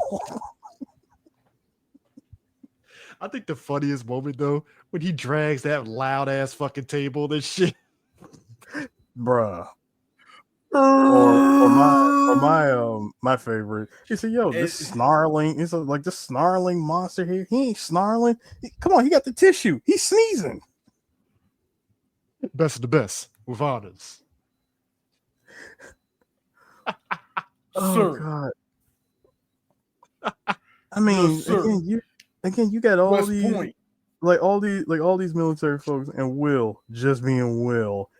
And With it's because the most New York ass fucking outfit ever, Timberlands and fucking baggy jeans and shit. And it's because let's just keep it a buck. Tommy was gonna go with Will regardless. I mean, this scene right here told you he was gonna go with him. Like, come on, like, look at that. That's a conversation. My favorite meme came out of this scene as soon as Tommy left the park bench. She's like, "Hey, is it worth it?" "Oh yeah, it's worth it if you're strong enough." All of us when we played Last of Us Part 2, the game.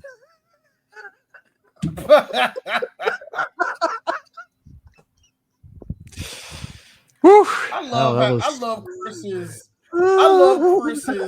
defending and yet throwing in the trash of that game. I love it so much with you. Because my issue with the game is like a 180 from the chuds. But at the same time, you like to fuck this game. Seriously, this is Chris Last of Us 2. 5 episodes of the show, and somehow that show is saying, "Yo, Neil, your writing is trash. Ours is better." Like, you know what I'm saying? Like, damn. Hey D, here's Chris. Kutaragi.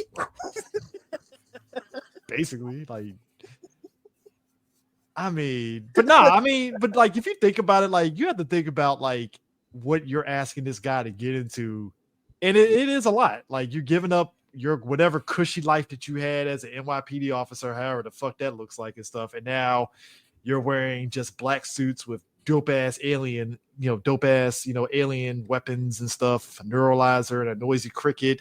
Which the funniest joke about the noisy cricket is how in the cartoon he put a silencer on that shit so it doesn't knock him back. Noisy cricket, like Noisy Cricket, and let's be real, we were kids. We love the main weapon, Series 4 deatomizer. Yes. Yeah. Like Series 4 deatomizer. Now the Series 4 deatomizer, Series 4 deatomizer was like the cool, like the cool standard weapon. Of course, the best weapon was at the end. Oh yeah, he was like, that's what I'm talking about. Like, as soon as I was like, son, are these like grenade launcher shotguns? Like, what are we got? I ain't gonna lie. What are we working with here? I ain't gonna lie, I was kind of like Tommy G. Jones. That's my favorite gun. And he's like, eat me. He said, where are you going? I'm going to get my gun back, man. I don't blame him. I'm like, I want my gun back. The fuck? Which made Edgar's death that perfect, because he was like, well, you about to die. So you better get out of my face before something bad happens to you. Well, too late. So you say that shit to the bug, but you didn't say that shit to Chris Rock. You just slapped that nigga. Sir. You just walked up to him. Just you did that shit to Chris Rock. Didn't do that shit to August Alsina. Sir. Can I play? Didn't do that shit to August Alsina. Can I play devil's advocate here for a second? Can I play devil's advocate here real quick? You always do. Can I play devil's advocate? Hey, Chris. Block. Just block. Chris, did he look? He thought Will was going to like, hey, what the pop, nigga? Did you just slap me? Even if I'm play fighting with my cousins as a kid, block. Son, parry. I'm parrying. Chris, listen to me. Told you. You are in front of a whole lot of white folk, and you see white Will Smith walking to you. The last thing you think he gonna do is come at you with any type of swing. I mean, you didn't think he was gonna swing on him for one thing. But also, and yes, the Series 4 deatomizer does look like it was made by Anaheim Electronics. look, A lot of the stuff looked like it was made by Anaheim I Electronics. do like the lore though about how when Jay says, "Yeah, a lot of this weapons here it funds the government." Yeah, they trickle. They Who got knew? they got patents that go down. Like, we got to do this. See, this is going to replace CDs. Here's me. It's going digital. CK. Everything's going digital, nigga. No, here's the thing. Here's the thing. Jay was on to something. You want to know why he was on to something? Because within that timeline, or at least a couple of years prior to that, the mini disc was probably one of the most popular forms of media all throughout East Asia. So your South Koreas, your Japans, your Taiwans, they were all over the mini disc. Okay, I give you that. I mean, come on, think about it. It's just like how video CDs were like stupid popular in Hong Kong and still kind of are. Video CDs. Ugh. Yeah, remember when I feel like that is a technology that we should be done with. I mean, like, remember during the Kazaa the Kazaa and LimeWire days when you went looking for that one Jet Li movie and it would say Fist of Legend, bunch of serial numbers, VCD. dude, remember like mini CDs? VCD rips. Remember mini and you CDs? Downloaded them allegedly. Remember VCD rips was feeding people. Okay, let's not sit here act like. That's right, Brian. Mini disc supremacy. Yeah, I mean, remember in the future, remember all the movies in the 90s and stuff that was all like fucking on that future stuff. It always used mini CDs as like the future tech for that. You're thinking of Spawn. You're thinking of Spawn. No. Chris, you're onto something because Johnny Mnemonic and Tank Girl. The slightly condensed. No, hold on. The slightly condensed CD from Batman Returns, where Alfred. I mean, that way we were able to scratch. Stop it! You DJ scratch. Stop it! Hold on, son. You were able to DJ scratch a Batman CD player. I wanted that CD player, by the way. Stop it, Eris. We are not going to talk about that. Oh, yes, we are. No, we're not. My man Alfred was like, your man Alfred was like, on the ones and twos, Master Bruce. It's time, fam. It's time. But no, Jay going through his day, because it was like a literal day and a half of training, and a day and a half is being nice. I mean, it was about a day and a half. It was about a day and a half. He got to see all the good aliens that actually work there. And we get the coffee gang, the worms, and the worms said, and one of the worms had my favorite line. And you see him pour the coffee, like, oh shit, because he started spilling it. Yeah, that was like one of my favorite lines in the whole movie. Just because he reacted to spilling this shit. I don't know, anyway. But yeah, they kept showing those worms in the cartoon. I remember those worms had their own episode where they were like trying to, like, one of them went rogue or something. Yeah, no, what it was is like the MIB. Goddamn, in fact, I remember the cartoon a lot. It was basically the episode where the whole MIB was being taken over and they had to save the day and stuff. So they the whole episode was them juggling this thermos of coffee and stuff in order for them, because that was the only way they can function throughout the whole episode, was them drinking the coffee and stuff, because they're addicted to coffee. Because their thing was they always liked coffee because they had like a similar like drink on their planet, but Earth's was like basically the reason why Beerus eats Bulma's cooking. Like, I'm sorry, what the fuck is this called, bitch? Damn, all right, that's how it is to them. So like it's like, I know what this is. This just so like that. Anyway. Is it good? That's the question. Aha. But no, you got that. Hold on, real quick.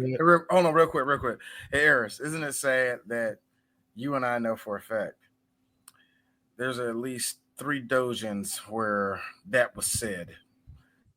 Allegedly. I know the rest of it. Allegedly. I may know. Allegedly. No. Allegedly. I may or may not have seen said Dojin.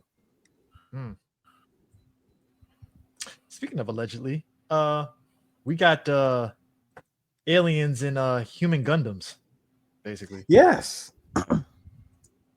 Which I have questions about this. So early in the movie, this alien and the other dude were eating Italian food. So did the food just turn into small food for this little alien inside the thing, or what? I'm kind of confused on that. No. You see where the mouth hole is on the left side of the head.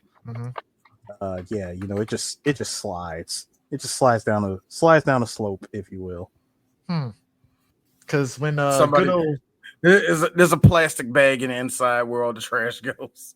I gotta be honest, but this did wild me out as a kid. I was like, "There's a mini person controlling a human. That's crazy." Yeah, the small alien controlling the functions of God. This is literally a human Gundam for this. It really alien. is, except it's a. I like how Gundam. the actual model is like as big as like a American Girl doll. But they just with movie magic, they made it look way smaller than what it is, and it's actually still to this day one of the most impressive shots really in the whole movie, because you can see his little chest breathing in and out as he dies, and it looks so sad. It's like, oh, no, dude, it's like the alien dies, and remember he had the cat.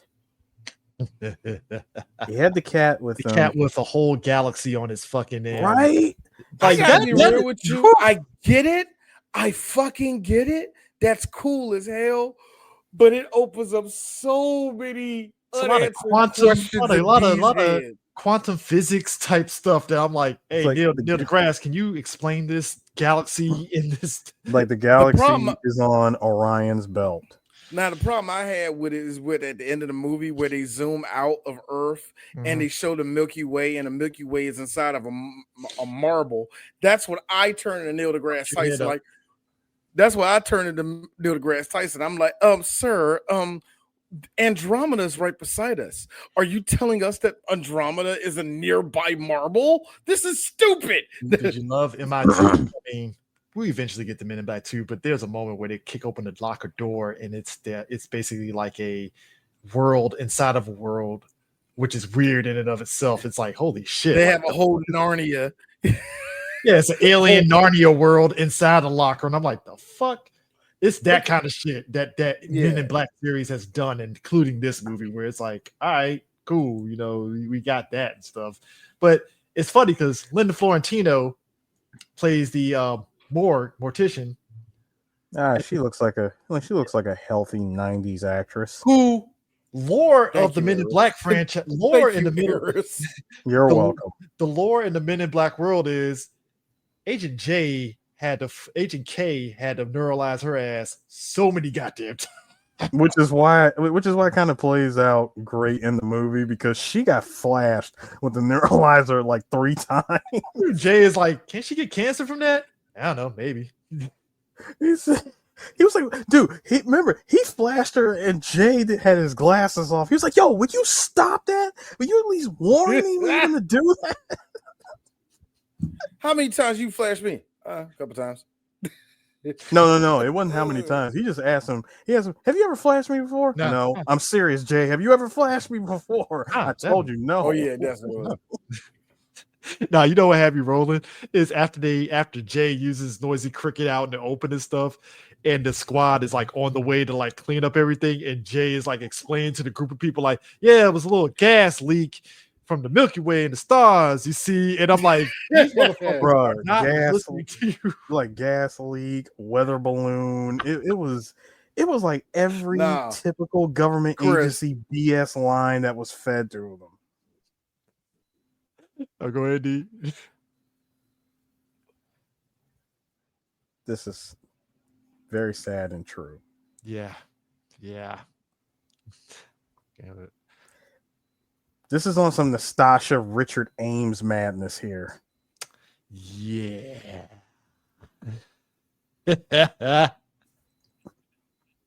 If you know, you Is know. that People. a real thing? Yes. Is that a Yeah. real thing? Was that a Yes. movie? What? Mm-hmm. Dude, why do you think the last time she did anything was 2009? Mm-hmm. Yeah. Because she Yeah. got old?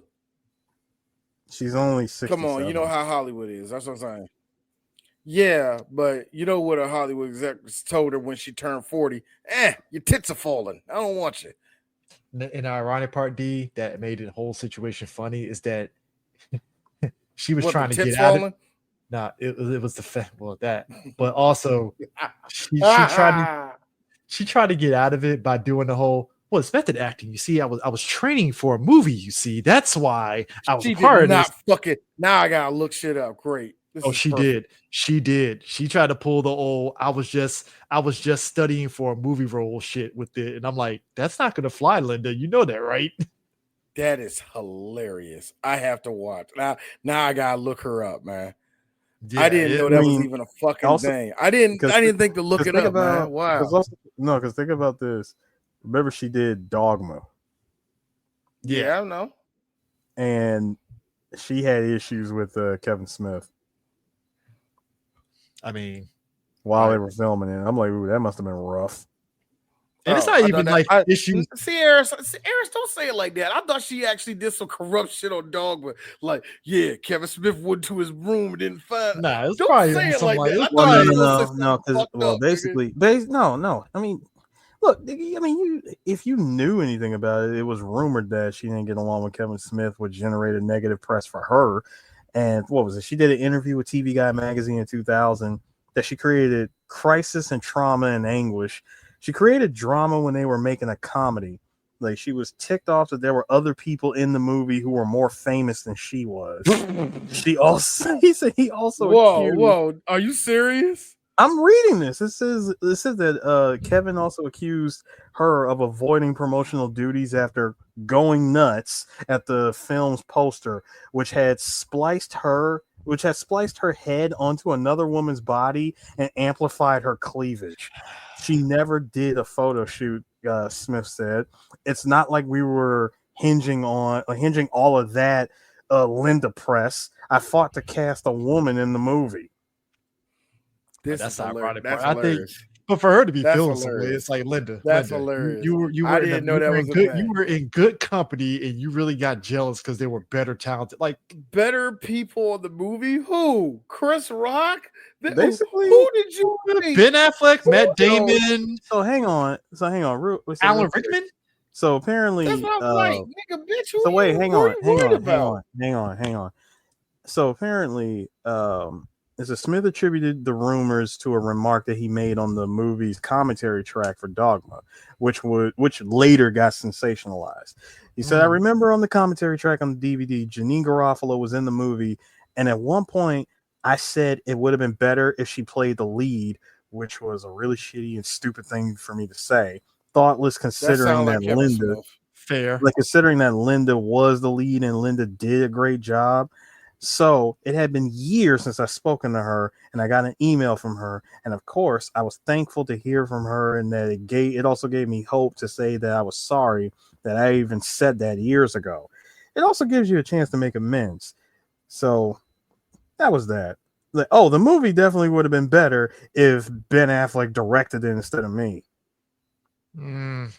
I mean, the movie's good. No, he said no. Sorry, he said Kevin, if somebody. No, he said he did. No, actually, what he meant to say. Sorry, I misread. He said if somebody had said, "Oh, the movie would have been better if if co-star Ben Affleck directed it," it would have hurt my feelings. I know it hurt her feelings, and really unnecessarily, because I always loved her performance in the movie. I'll be real with you when it comes to Mrs. Florentina. We didn't lose nothing. And to be honest with you, just to prove that point, they wrote her character out.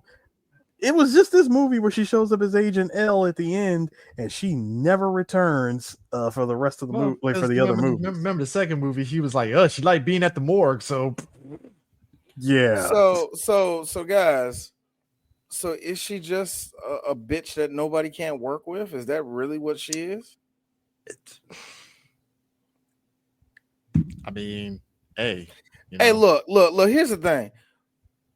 And I want to make this very clear when it comes to Three Black Geeks, when it comes to any of the shit we say. We're saying this from a certain standpoint. Yes, we are film critics. Some stuff we do say, we say it as a joke, but there are some things we really mean it. We don't wish no ill will nobody. Yeah. We don't know these actors. We don't care. We don't know these actors. They don't gain nothing or lose nothing by hearing us or not hearing us. Okay. Mm-hmm. So I'm not putting us on no pedestal at all. But from what we've seen in Hollywood and what we have known of how this crap goes, either it's the production people saying that you're not good to work with, which is always a mixed bag. Either you didn't do something that somebody didn't like or whatever, and they're against you. And then there's everybody's like, no, she's a bitch, or no, he's a dickhead. Like we all heard that about Chevy Chase for years. Chevy Chase is a dickhead. We have heard that about Bill Murray. Bill Murray's a dickhead. You know what I mean? And it's always when we get to the women, it's either blown way out of proportion that they're a bitch, or it's so accurate everybody wants to defend them. And we get that a lot too, where the girl is a bitch and people like, well, no, she's just a strong female in a male-driven area. Do you know how many people wanted to rape her? Like, there's always some bullshit like that. Some weird protection of the actress like that. So, it's really hard to pinpoint when one of the ladies are really actually hard to work with. You know what I mean? Yeah. Is it the production trying to throw them in the trash? Or no, she's a walking sack of bitch. It's really hard to do. It's really hard to answer that sometimes. And to answer your question, but they gave up when they realized how crappy her personality was. That part. And see, and like I said, not to say that shitty men don't. It ain't worth me fighting them allegations. Exactly. Like, here's the thing. We're not saying that shitty men don't get defended. They do. Oftentimes way too much, to be honest with you. Oh, yeah. But I see the same thing with females, too. I see the same thing with y'all. So if they, like I said, we don't have a heaven or hell to put these people in. So it ain't nothing personal. But what I see with this, she's difficult. She's a headache. That's what I see. I didn't know that she was none of this, but the fact that she hasn't been in movies since, if one of our people in the chat was right, since 2008. Yeah, since 2009. I can understand why she ain't been in movies. The last two things she did were 2 direct-to-DVD movies in 2009. Yeah, and that's a time period in 2009. You do direct DVD movies. Your trajectory was either you did it because you just needed some quick money before your next big gig, or you were pretty much just dead in the water in your career. Or you in the shits, yes. I mean, son, exactly. You know what she did after? You know what she did after? Even after Men in Black, she did Body Count that following year, Dogma in '99, and then 2000. She was given 3 movies: Ordinary Decent Criminal, the Kevin Spacey joint. What Planet Are You From? That was a weird Gary Shandling ass movie. It was, and then Where the Money Is. That's really it. God, the Gary Shandling movie. Yeah, I'm sorry, that just hit me. What planet you from? It just hit me. I remember that movie coming out. Good Lord, man. And then hold up. And then she was in a Wesley Snipes movie, Liberty Stands Still, in 2002. Nobody cares about that. That was straight. That was straight to video. Yeah, this was part 1 of the straight to DVD movies that she did. The last movie she did was dude, you go from 2002 to 2009 straight to DVD Once More with Feeling, and she was never seen again. After you did a Canadian German movie with Wesley Snipes. That was when Wesley was just trying to make sure. Wesley was just trying to make sure the Cadillac was paid off. You, on the other hand, I don't know why you was there. It's like, all right, but like this, like I think Men in Black. This is a movie that goes by so fucking quick because by the time we get to Jay having his first run in with an alien family where the chick gives birth to a squid kid, that's when the Edgar shit just all of a sudden it just roller coaster. The one thing I will say is this: how did they have Earth under hostage. They was like, we're going to destroy the planet Earth if you don't give us back the galaxy. Got 24 Here's hours. my thing. The Archelians. Yeah, the Archelians. Where did y'all come from? If the galaxy was inside the marble. Come on, man. It's Men in Black. They monitor extraterrestrial activity on Earth and outside. They live in secret and they exist in shadow. And they dress in black. We're through the looking glass here, people. Also, the aliens kind of, vary from not so obvious to sort of obvious. And no, it's just that if missed opportunity. My thing is this: missed opportunity. If the universe is inside of the marble, then how are they outside of it trying to get it back? That's my question. Missed opportunity. They could have had the aliens from They Live in this universe. You know what? See, if Men in Black, if Men in Black was done by A24, yes, I could see that. I'm just saying. That was a missed opportunity to get on the phone with Mr. Carpenter and be like, "Hey, can we just one alien? You know what I'm saying? Just one of them. Hey, look, give me one." I said for my money that X-Files is what the Men in Black. X-Files actually is what the Men in Black comic that this movie is based off of is, basically. Which makes sense.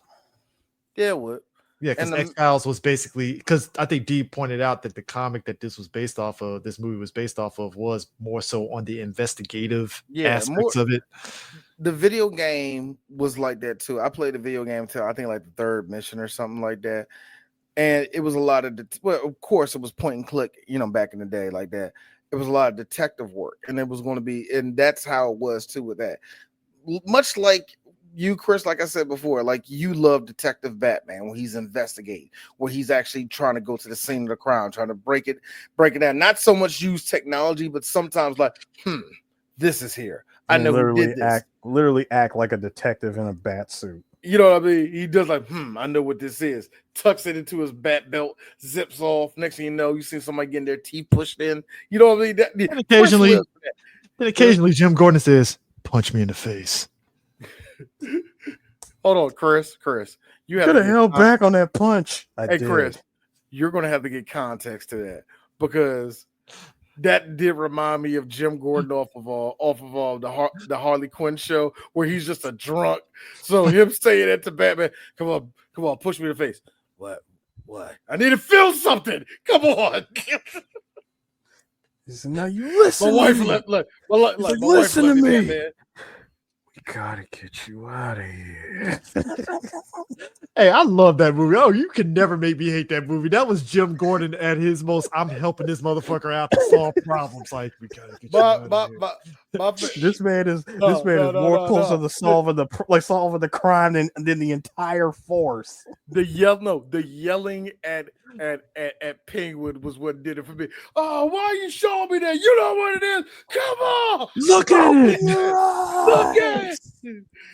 You know it's bad when you got this 60-year-old black man and this 30-year-old in a bat suit yelling at you, showing you a dead body. What world are you in right now? It's a world. What are you doing? Why are you showing me that? It's a world. It's a world where they should just play the 66 Batman thing when Batman is running out that police department after he punches Jim Gordon. No, not the theme. Where's the theme song? But it ain't. It's like a variation of it. I'm sorry, yo. I love that movie, but that scene had me in tears because this is Batman just jogging out the fucking police department. Jogging. I forgot what part it was. No, Chris, it was jogging and decking people as he makes his way. I forgot what scene it was. It was I was watching it with my wife. And something happened where it was quiet and Batman was there and they didn't know it, but all you heard was doom, doom, doom. And you were like, oh shit. So real quick. Real quick, gentlemen. The car. Ah, yes. The Bonneville, if you will. Yeah, that Bonneville. Nigga, that is not a Bonneville. That is not a Bonneville. No, that is a Crown Victoria, dude. Yeah. Because I kind of want that Crown Vic. Will had the best line ever when he made fun of it when he said, all this advanced technology that y'all got, and we're over here driving a Ford POS. Hey, Will Smith. Hey, Will. That is a 1987 police enforcer Crown Victoria. That gets up to 500 horsepower. That thing is a fucking monster. Did you love how when they got in the car and you heard those cars. And you heard it? Jay was like, "Oh shit, seatbelt." No. Did you hear the futuristic turbo? When he said, "Whoa, kid, see that red button? Do not push that red button." And the whole time I said, man, he's gonna press it. And when he presses that button, something's gonna happen with that car. It's gonna be so awesome. And sure enough, it was awesome. Okay. It was an 80. Yep. Yeah, it was an 86 Ford LTD Crown Vic. Yeah, LTD Crown Vic. I say police trying to find one. I say police enforcer because that's what they were, but whatever. But yeah, you can still find. Now, here's the thing. I told this to my wife not too long ago. And y'all guys know this. I don't really want a Vic, but if I can find one, shit, all right, give it to me, right? It'd be that one. Those ones in the 80s, you can still find them, but they cost a little bit. You know what car I can't find no more? Thanks to this short motherfucker. All I really want is a black Grand National. You just threw the price through the fucking roof, you midget. Thank you very much, Kendrick. Now I'm never gonna have my dream car, you nigga. Fuck you, man. Anyway, I'm sorry. If I had another classic car, but yeah, I want the Dodge Monaco, the Blues Brothers car. Really? You want the Dodge? You want the Blues Brothers car? Yeah. I can't get mad at you. I can't get mad at you for that. The Men in Black car it's the Men in Black. I like the Men in Black car. I'm sorry. That's the old school. That's the old school Vic I would like. Good, but outside of a Cuddy, that's all I can do. Now, here's the funny thing. You can find an LTD. Problem is, you have to dig. You have to dig, and some of y'all can get lucky that some old person is going to give it to you for $2,000. You know what I mean? You can still find them. There were a lot of them made, but a lot of them got crushed. So that's all I'm going to say. Good luck. That's why I said I love Kendrick Lamar to death, but I will never forgive him for making the price of the brick go up, and it's probably going to stay up from here on out. It was all. Here's the thing. Grand National was already expensive. Now, if I had to pick an old school American joint, 1979 Chevy Monte Carlo. Of course, I keep on telling you, Eris, you like old cars, like one of them old military niggas with an Asian wife. You are one of them, man. I swear. Nigga. All I have to do is put you in navy blues. I just want the Alonzo Harris special. That's all. Hey, Eris, I am not going to say no to that joint. I'm not. With the switches and everything. Now here's the funny thing. D, you don't want a Hellcat? I don't want no parts of a Hellcat. I don't want no parts of a Hellcat. No more par. Now here's the thing.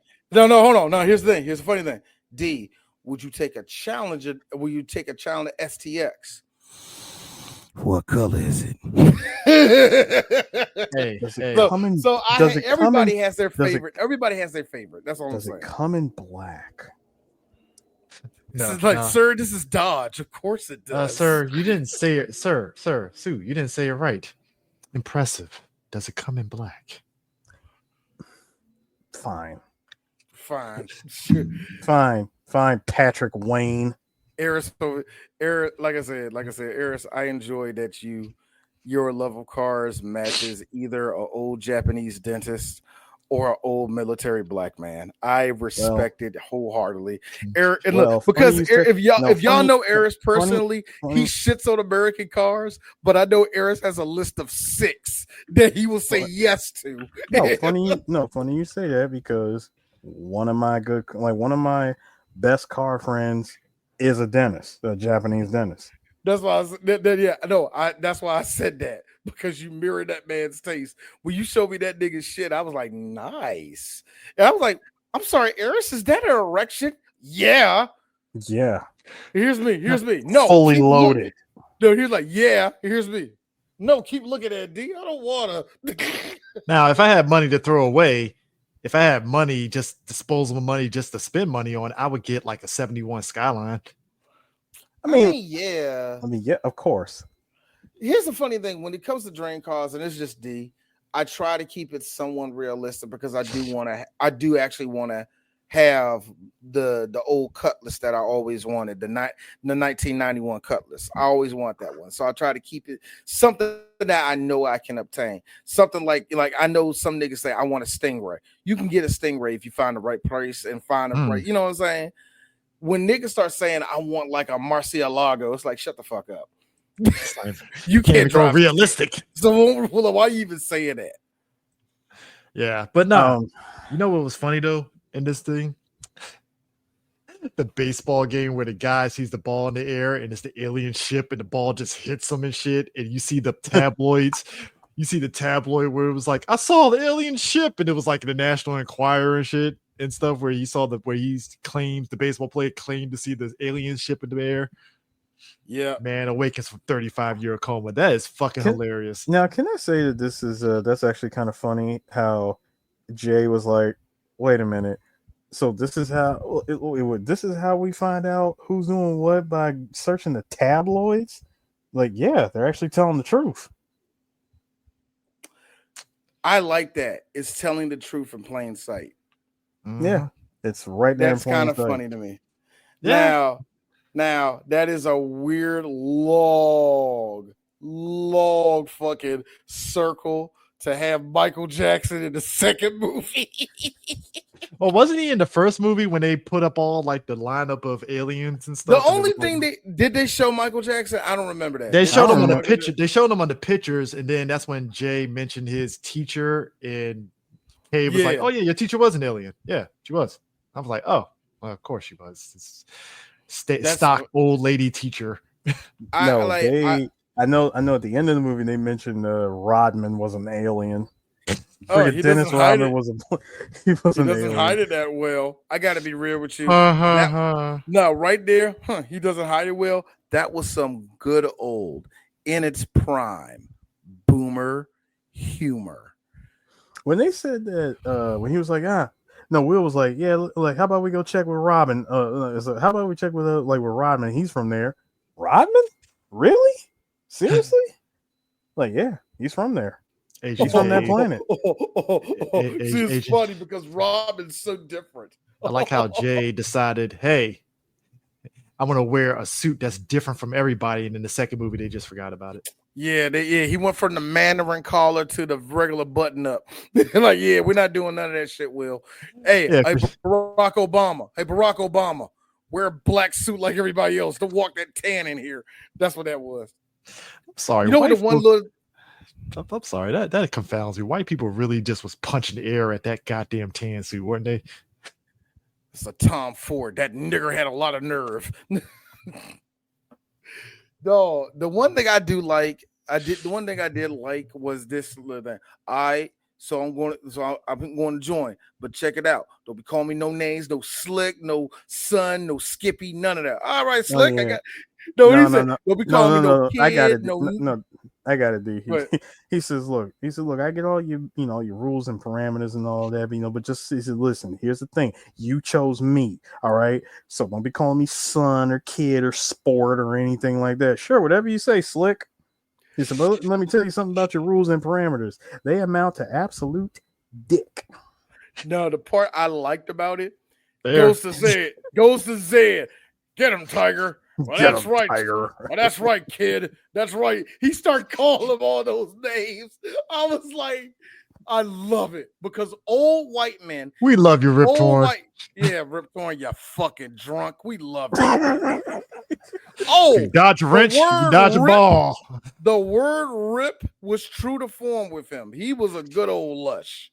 But no, real talk.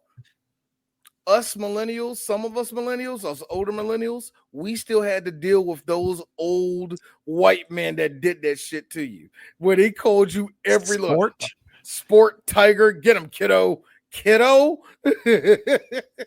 You got called every nickname in the book. And for us, and to make it a little bit deeper, us black people, we really hated that shit. We really hated when a white person gives us a nickname like that. I mean, when you get called Tyke, Slick, I ain't got a problem with Slick. Slick is cool. But after like 3 hours, nah, I'll be ready to slap you. Mm-hmm. I don't know. Would you be ready to slap somebody if they just started going down the list of names? Like every time they refer to you, it was just the next name on the list. the next one, yes. I just like how, again, because of this movie, we because all three movies do dive into this thing of the famous monuments like the World's Fair and all that stuff had tie into the aliens. And in this movie, the World's Fair, yeah, it's funny to me because I mean, it's not just this. There's a lot of even if you read comic books, they tie in real world stuff to stuff in the Marvel universe and the DC universe in weird ways and stuff, right? So in this movie, the World's Fair was hiding 2 giant UFO saucers in plain sight. Why would you do it? Like, why would you do it there? Yeah, but then in Queens, where else? Like, come on, really? It's the World's Fair in Queens. Okay. Yeah, I you know. I think that's funny. I think it is funny that most of because Manhattan was and still kind of is a hub for immigrants to come in America. It is. I do get the parallel that we're trying to do that most of the aliens that come to Earth, their port is coming into New York City, which is actually kind of funny, and I actually kind of dig the idea. The only other one I would say outside of that, to be just with all respect, if you want to be an alien to be in plain sight, would be Tokyo, because that's about 20 million people, nigga. So yeah, I think that would be. I mean, New York has always been an interesting place to go to because it's really big. And you can kind of see why people want to move there or just go there because it's just a lot to kind of just see. Yeah, I get it. Like, look, I don't like New York City. I don't, but I get why you want to flock there. I totally understand why people will want to move to New York City. It's just that, ew, New York. That's all. Yeah, I mean, 5 boroughs and all this. Like, yeah, Giuliani era NYC. Dear God. You know what? Hey, Tevin. Obnoxious Giuliani. Hey, Tevin, I'm doing the best of. I was trying to make a best of episode and all the rest of that. And you mentioned 2 times already what era New York it was in, and I forgot what movie was doing. You said Dinkins era New York. Are you just the NYC whisperer to us to know what era of New York we're dealing with here? Because you have done this at least 3 times with us, nigga. Because I'm thanking you, really. I'm actually thanking you. I feel this ironic considering what's happening in New York right now, where Kumo might end up becoming mayor of New York again, and I'm like, yeah. That's bullshit. That what the nigga that spent his money on massages or whatever the fuck he did. I don't know what the fuck he did. I don't know what he did. All I know is motherfuckers hate him, and I'm like, yeah, I can kind of see it because he has racist tendencies too. But nah, it's no, yeah, but yeah, it's the World's Fair. He presses the red button, and like the guys say, they're in a tunnel and it goes underneath, and it's a funny scene that how they filmed it because again, Jay didn't put his seatbelt on as he's supposed to, so as they're on the roof of the fucking Holland Tunnel and shit going through it, he's all like freaking out and shit, and it's flipping over. And then one of my favorite lines come up. Elvis, Elvis is dead, right? Nah, he ain't dead. He just went home. Ain't dead, just went home. Look, I'm just gonna say this right now. I don't like Elvis, but I respect that answer. Much like how black people feel Tupac is alive, there's a segment of white people that feel Elvis is alive. I'm not even lying. They the ones that started that shit, Chris. Don't put that. Like, look, they started the whole Elvis is still alive bullshit. That's why because niggas always get jealous of white people over the stupidest things that they do. We Tupac's chose still alive. we gonna keep Tupac still alive. You know he in the DR right now. Him and Biggie, they about to make an album. Whatever little dumb shit. This is exactly whatever little dumb shit. Some Gen X nigga who left his kids back in 1994. This is exactly why I like that. Because they never let go of the 7-day theory for Pac. They're gonna say that like Big and Pac are gonna release an album on July 7th, 2027 at 7, like a 7:17. Look. I say this as a nigga that was been in one of those weed ciphers. You have never known hell until you get a nigga who's high that never finished high school trying to tell you about the 7-day theory. That is a level of hell of you ruining a fucking weed high. Anyway, I mean, I gotta be honest with you. That's almost like that fucking God. We talked about this offline. That fucking shit, Tupac resurrection bullshit. That bullshit is why people think that Tupac and Biggie are still alive. No, but to a point. That is a different type of stupid that comes out of that. Look, I don't want to talk about that. The one thing I do want to talk about is that yes, y'all, we will be doing the sequels to this fucking series. Yeah. The way we skimmed over this one is because all of y'all seen it, and we was having a good time chatting about this movie because everybody's seen it, and the points that we brought up that everybody knows. You know what I mean? And I think when we talk about the second one and the third one, it's going to be centered on the movie and how it failed. And that's and that's kind of a sad thing because like I said, what I remember of liking the second one, but everybody tells me the same thing. D is a cash grab. I mean, it probably was, but it was also still funny, right? We got to bring up this. I won't really know until we watch it. You know what I mean? But anyway, whatever. We got to bring up this man because we bring him up so many times. Danny fucking Elfman was in his bag a bit in this movie too. He was low key in this one, but see, not only when you have because him and Tim Burton decide to jizz in our ears as kids during the Beetlejuice thing. Any type of macabre setting, you want that type of music to be in there. A lot of horns. There's a lot of horns, a lot of loud chorusy sounding riffs and shit like that. You want that because it matched with, like I said, it matches with the whole aesthetic that Summerfield put out there, the whole macabre look of it. Yeah. Like I said, now I do wonder. That is the one thing I do kind of want to investigate when we watch the second movie is how much of that is gone by the second movie. How much of that feeling is gone by then? I don't want to just say it now because, like I said, it's been years since I've seen it. Oh, so you know. I meant to mention this too. When we talk about all the product placement, the biggest one, Ray-Ban glasses. Because Ray-Ban ate on this. Yes, they did. Because here's what happened. Because at the end of the movie, they was wearing them ugly ass Ray-Bans at the end. So here's what the promotion was. If you bought this movie on home video, there was an actual like coupon rebate that you can get like a big percentage off on Ray-Ban sunglasses if you bought it on home video. No bullshit. That was the big thing that kind of boosted Ray-Ban sales when Men in Black went on the home video market. It's kind of like similar to because didn't Top Gun do Ray-Bans? Aviators. Yeah, aviators. Yeah. It was either done by Ray-Bans or some other known brand for sunglasses.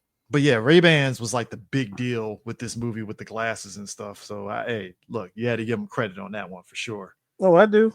I mean, I still say out of all of the movies, like out of all movies, they weren't Ray-Bans, but I still want the gargoyles that Schwarzenegger wore in Terminator.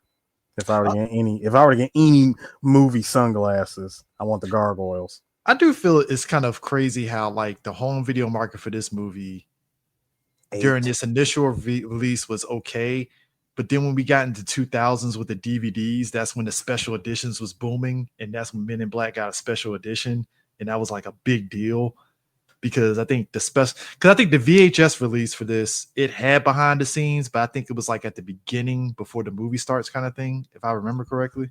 No, the VHS copy of this, I remember, if I remember correctly, it was just the movie.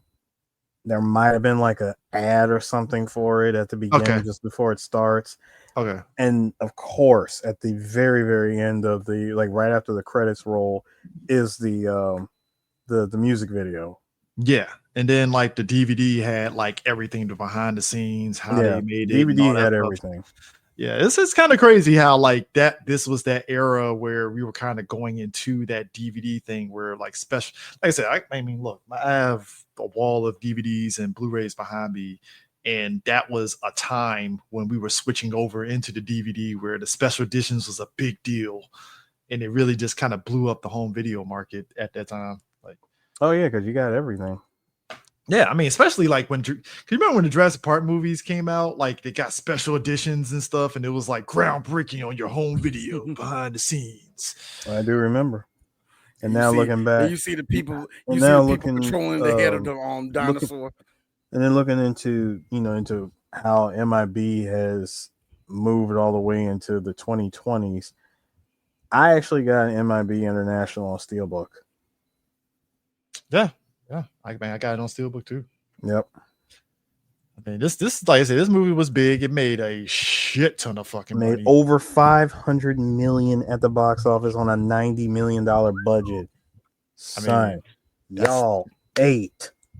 I mean, that 90 million back in 97 was a whole hell of a lot, and it eclipsed it.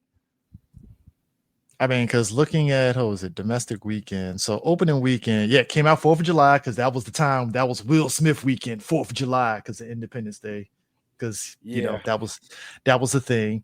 Yeah, it beat Face Off, Hercules, My Best Friend's Wedding, Batman and Robin, wow, Out to Sea, Con Air, Lost World, Jurassic Park, Wild America, and Speed 2 Cruise Control. It was the third highest grossing film of 97. Now, if I'm mistaken, Speed and Con Air were already out in movie theater, so them being that they were on there. They were like a month. They were a month out. Yeah, after I know Con Air because I remember actually seeing Con Air. I think weeks before I saw this movie because I saw both of these in the movie theater. I felt bad for fucking Wild America because that was the movie that all the girls were supposed to be like, oh, it's Jonathan Taylor Thomas. Nope. So Chris, you were correct.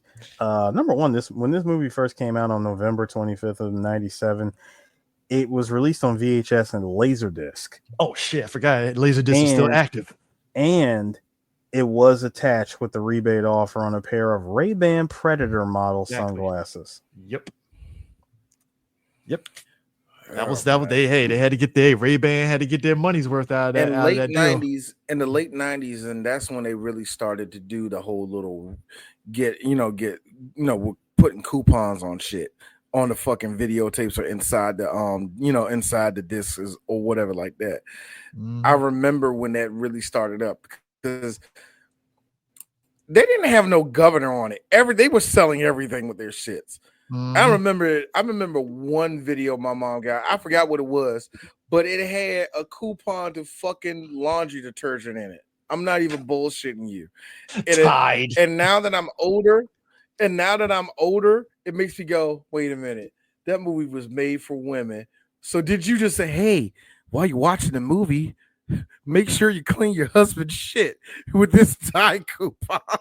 I'm not even bullshitting you. I wish I remember what movie had it in there. Yeah, well, whatever. So we're going on break time. Yeah, we're going on break. The next time you'll see us will be either a week before or on this week of Juneteenth. Yay. No, I have not chosen what we're going to do for Juneteenth yet. But whatever, not a big deal. Like I said, we're going to be off a couple weeks. We're going, just to state it to everybody that's watching live. If you're asking like, guy, you haven't uploaded none of the podcast on a regular podcast like we don't really do. That was my fault. Not putting it all on Chris because of his wedding. I would not do that to you, Chris. But that plus what I'm doing personally, I kind of got super lazy on the shit. So much so that I know what episodes I put out, but I was shocked today when I found out that I never put out the podcast episode for Jurassic Park 3.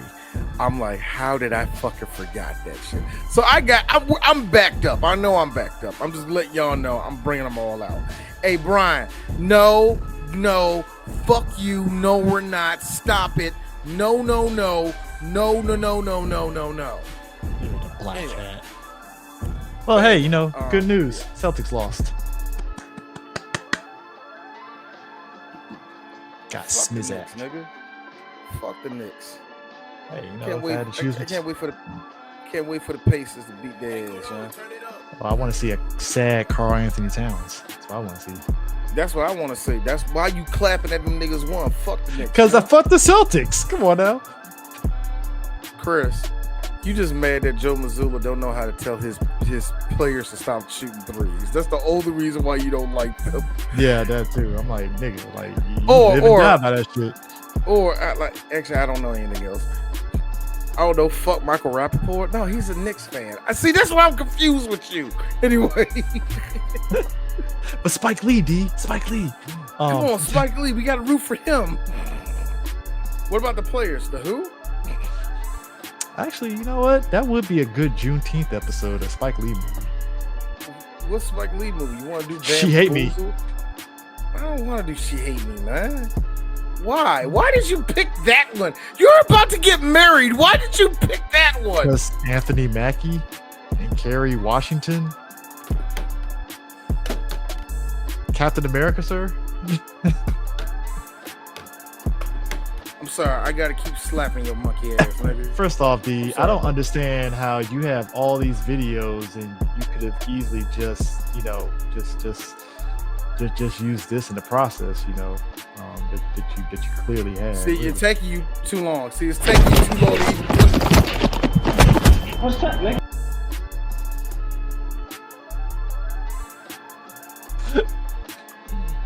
Anyways, folks. It took you all day to put that up, nigga. You know what I was doing? We're waiting. I got you right about. I can't co-sign that, big brother, but I ain't mad at you for what you do.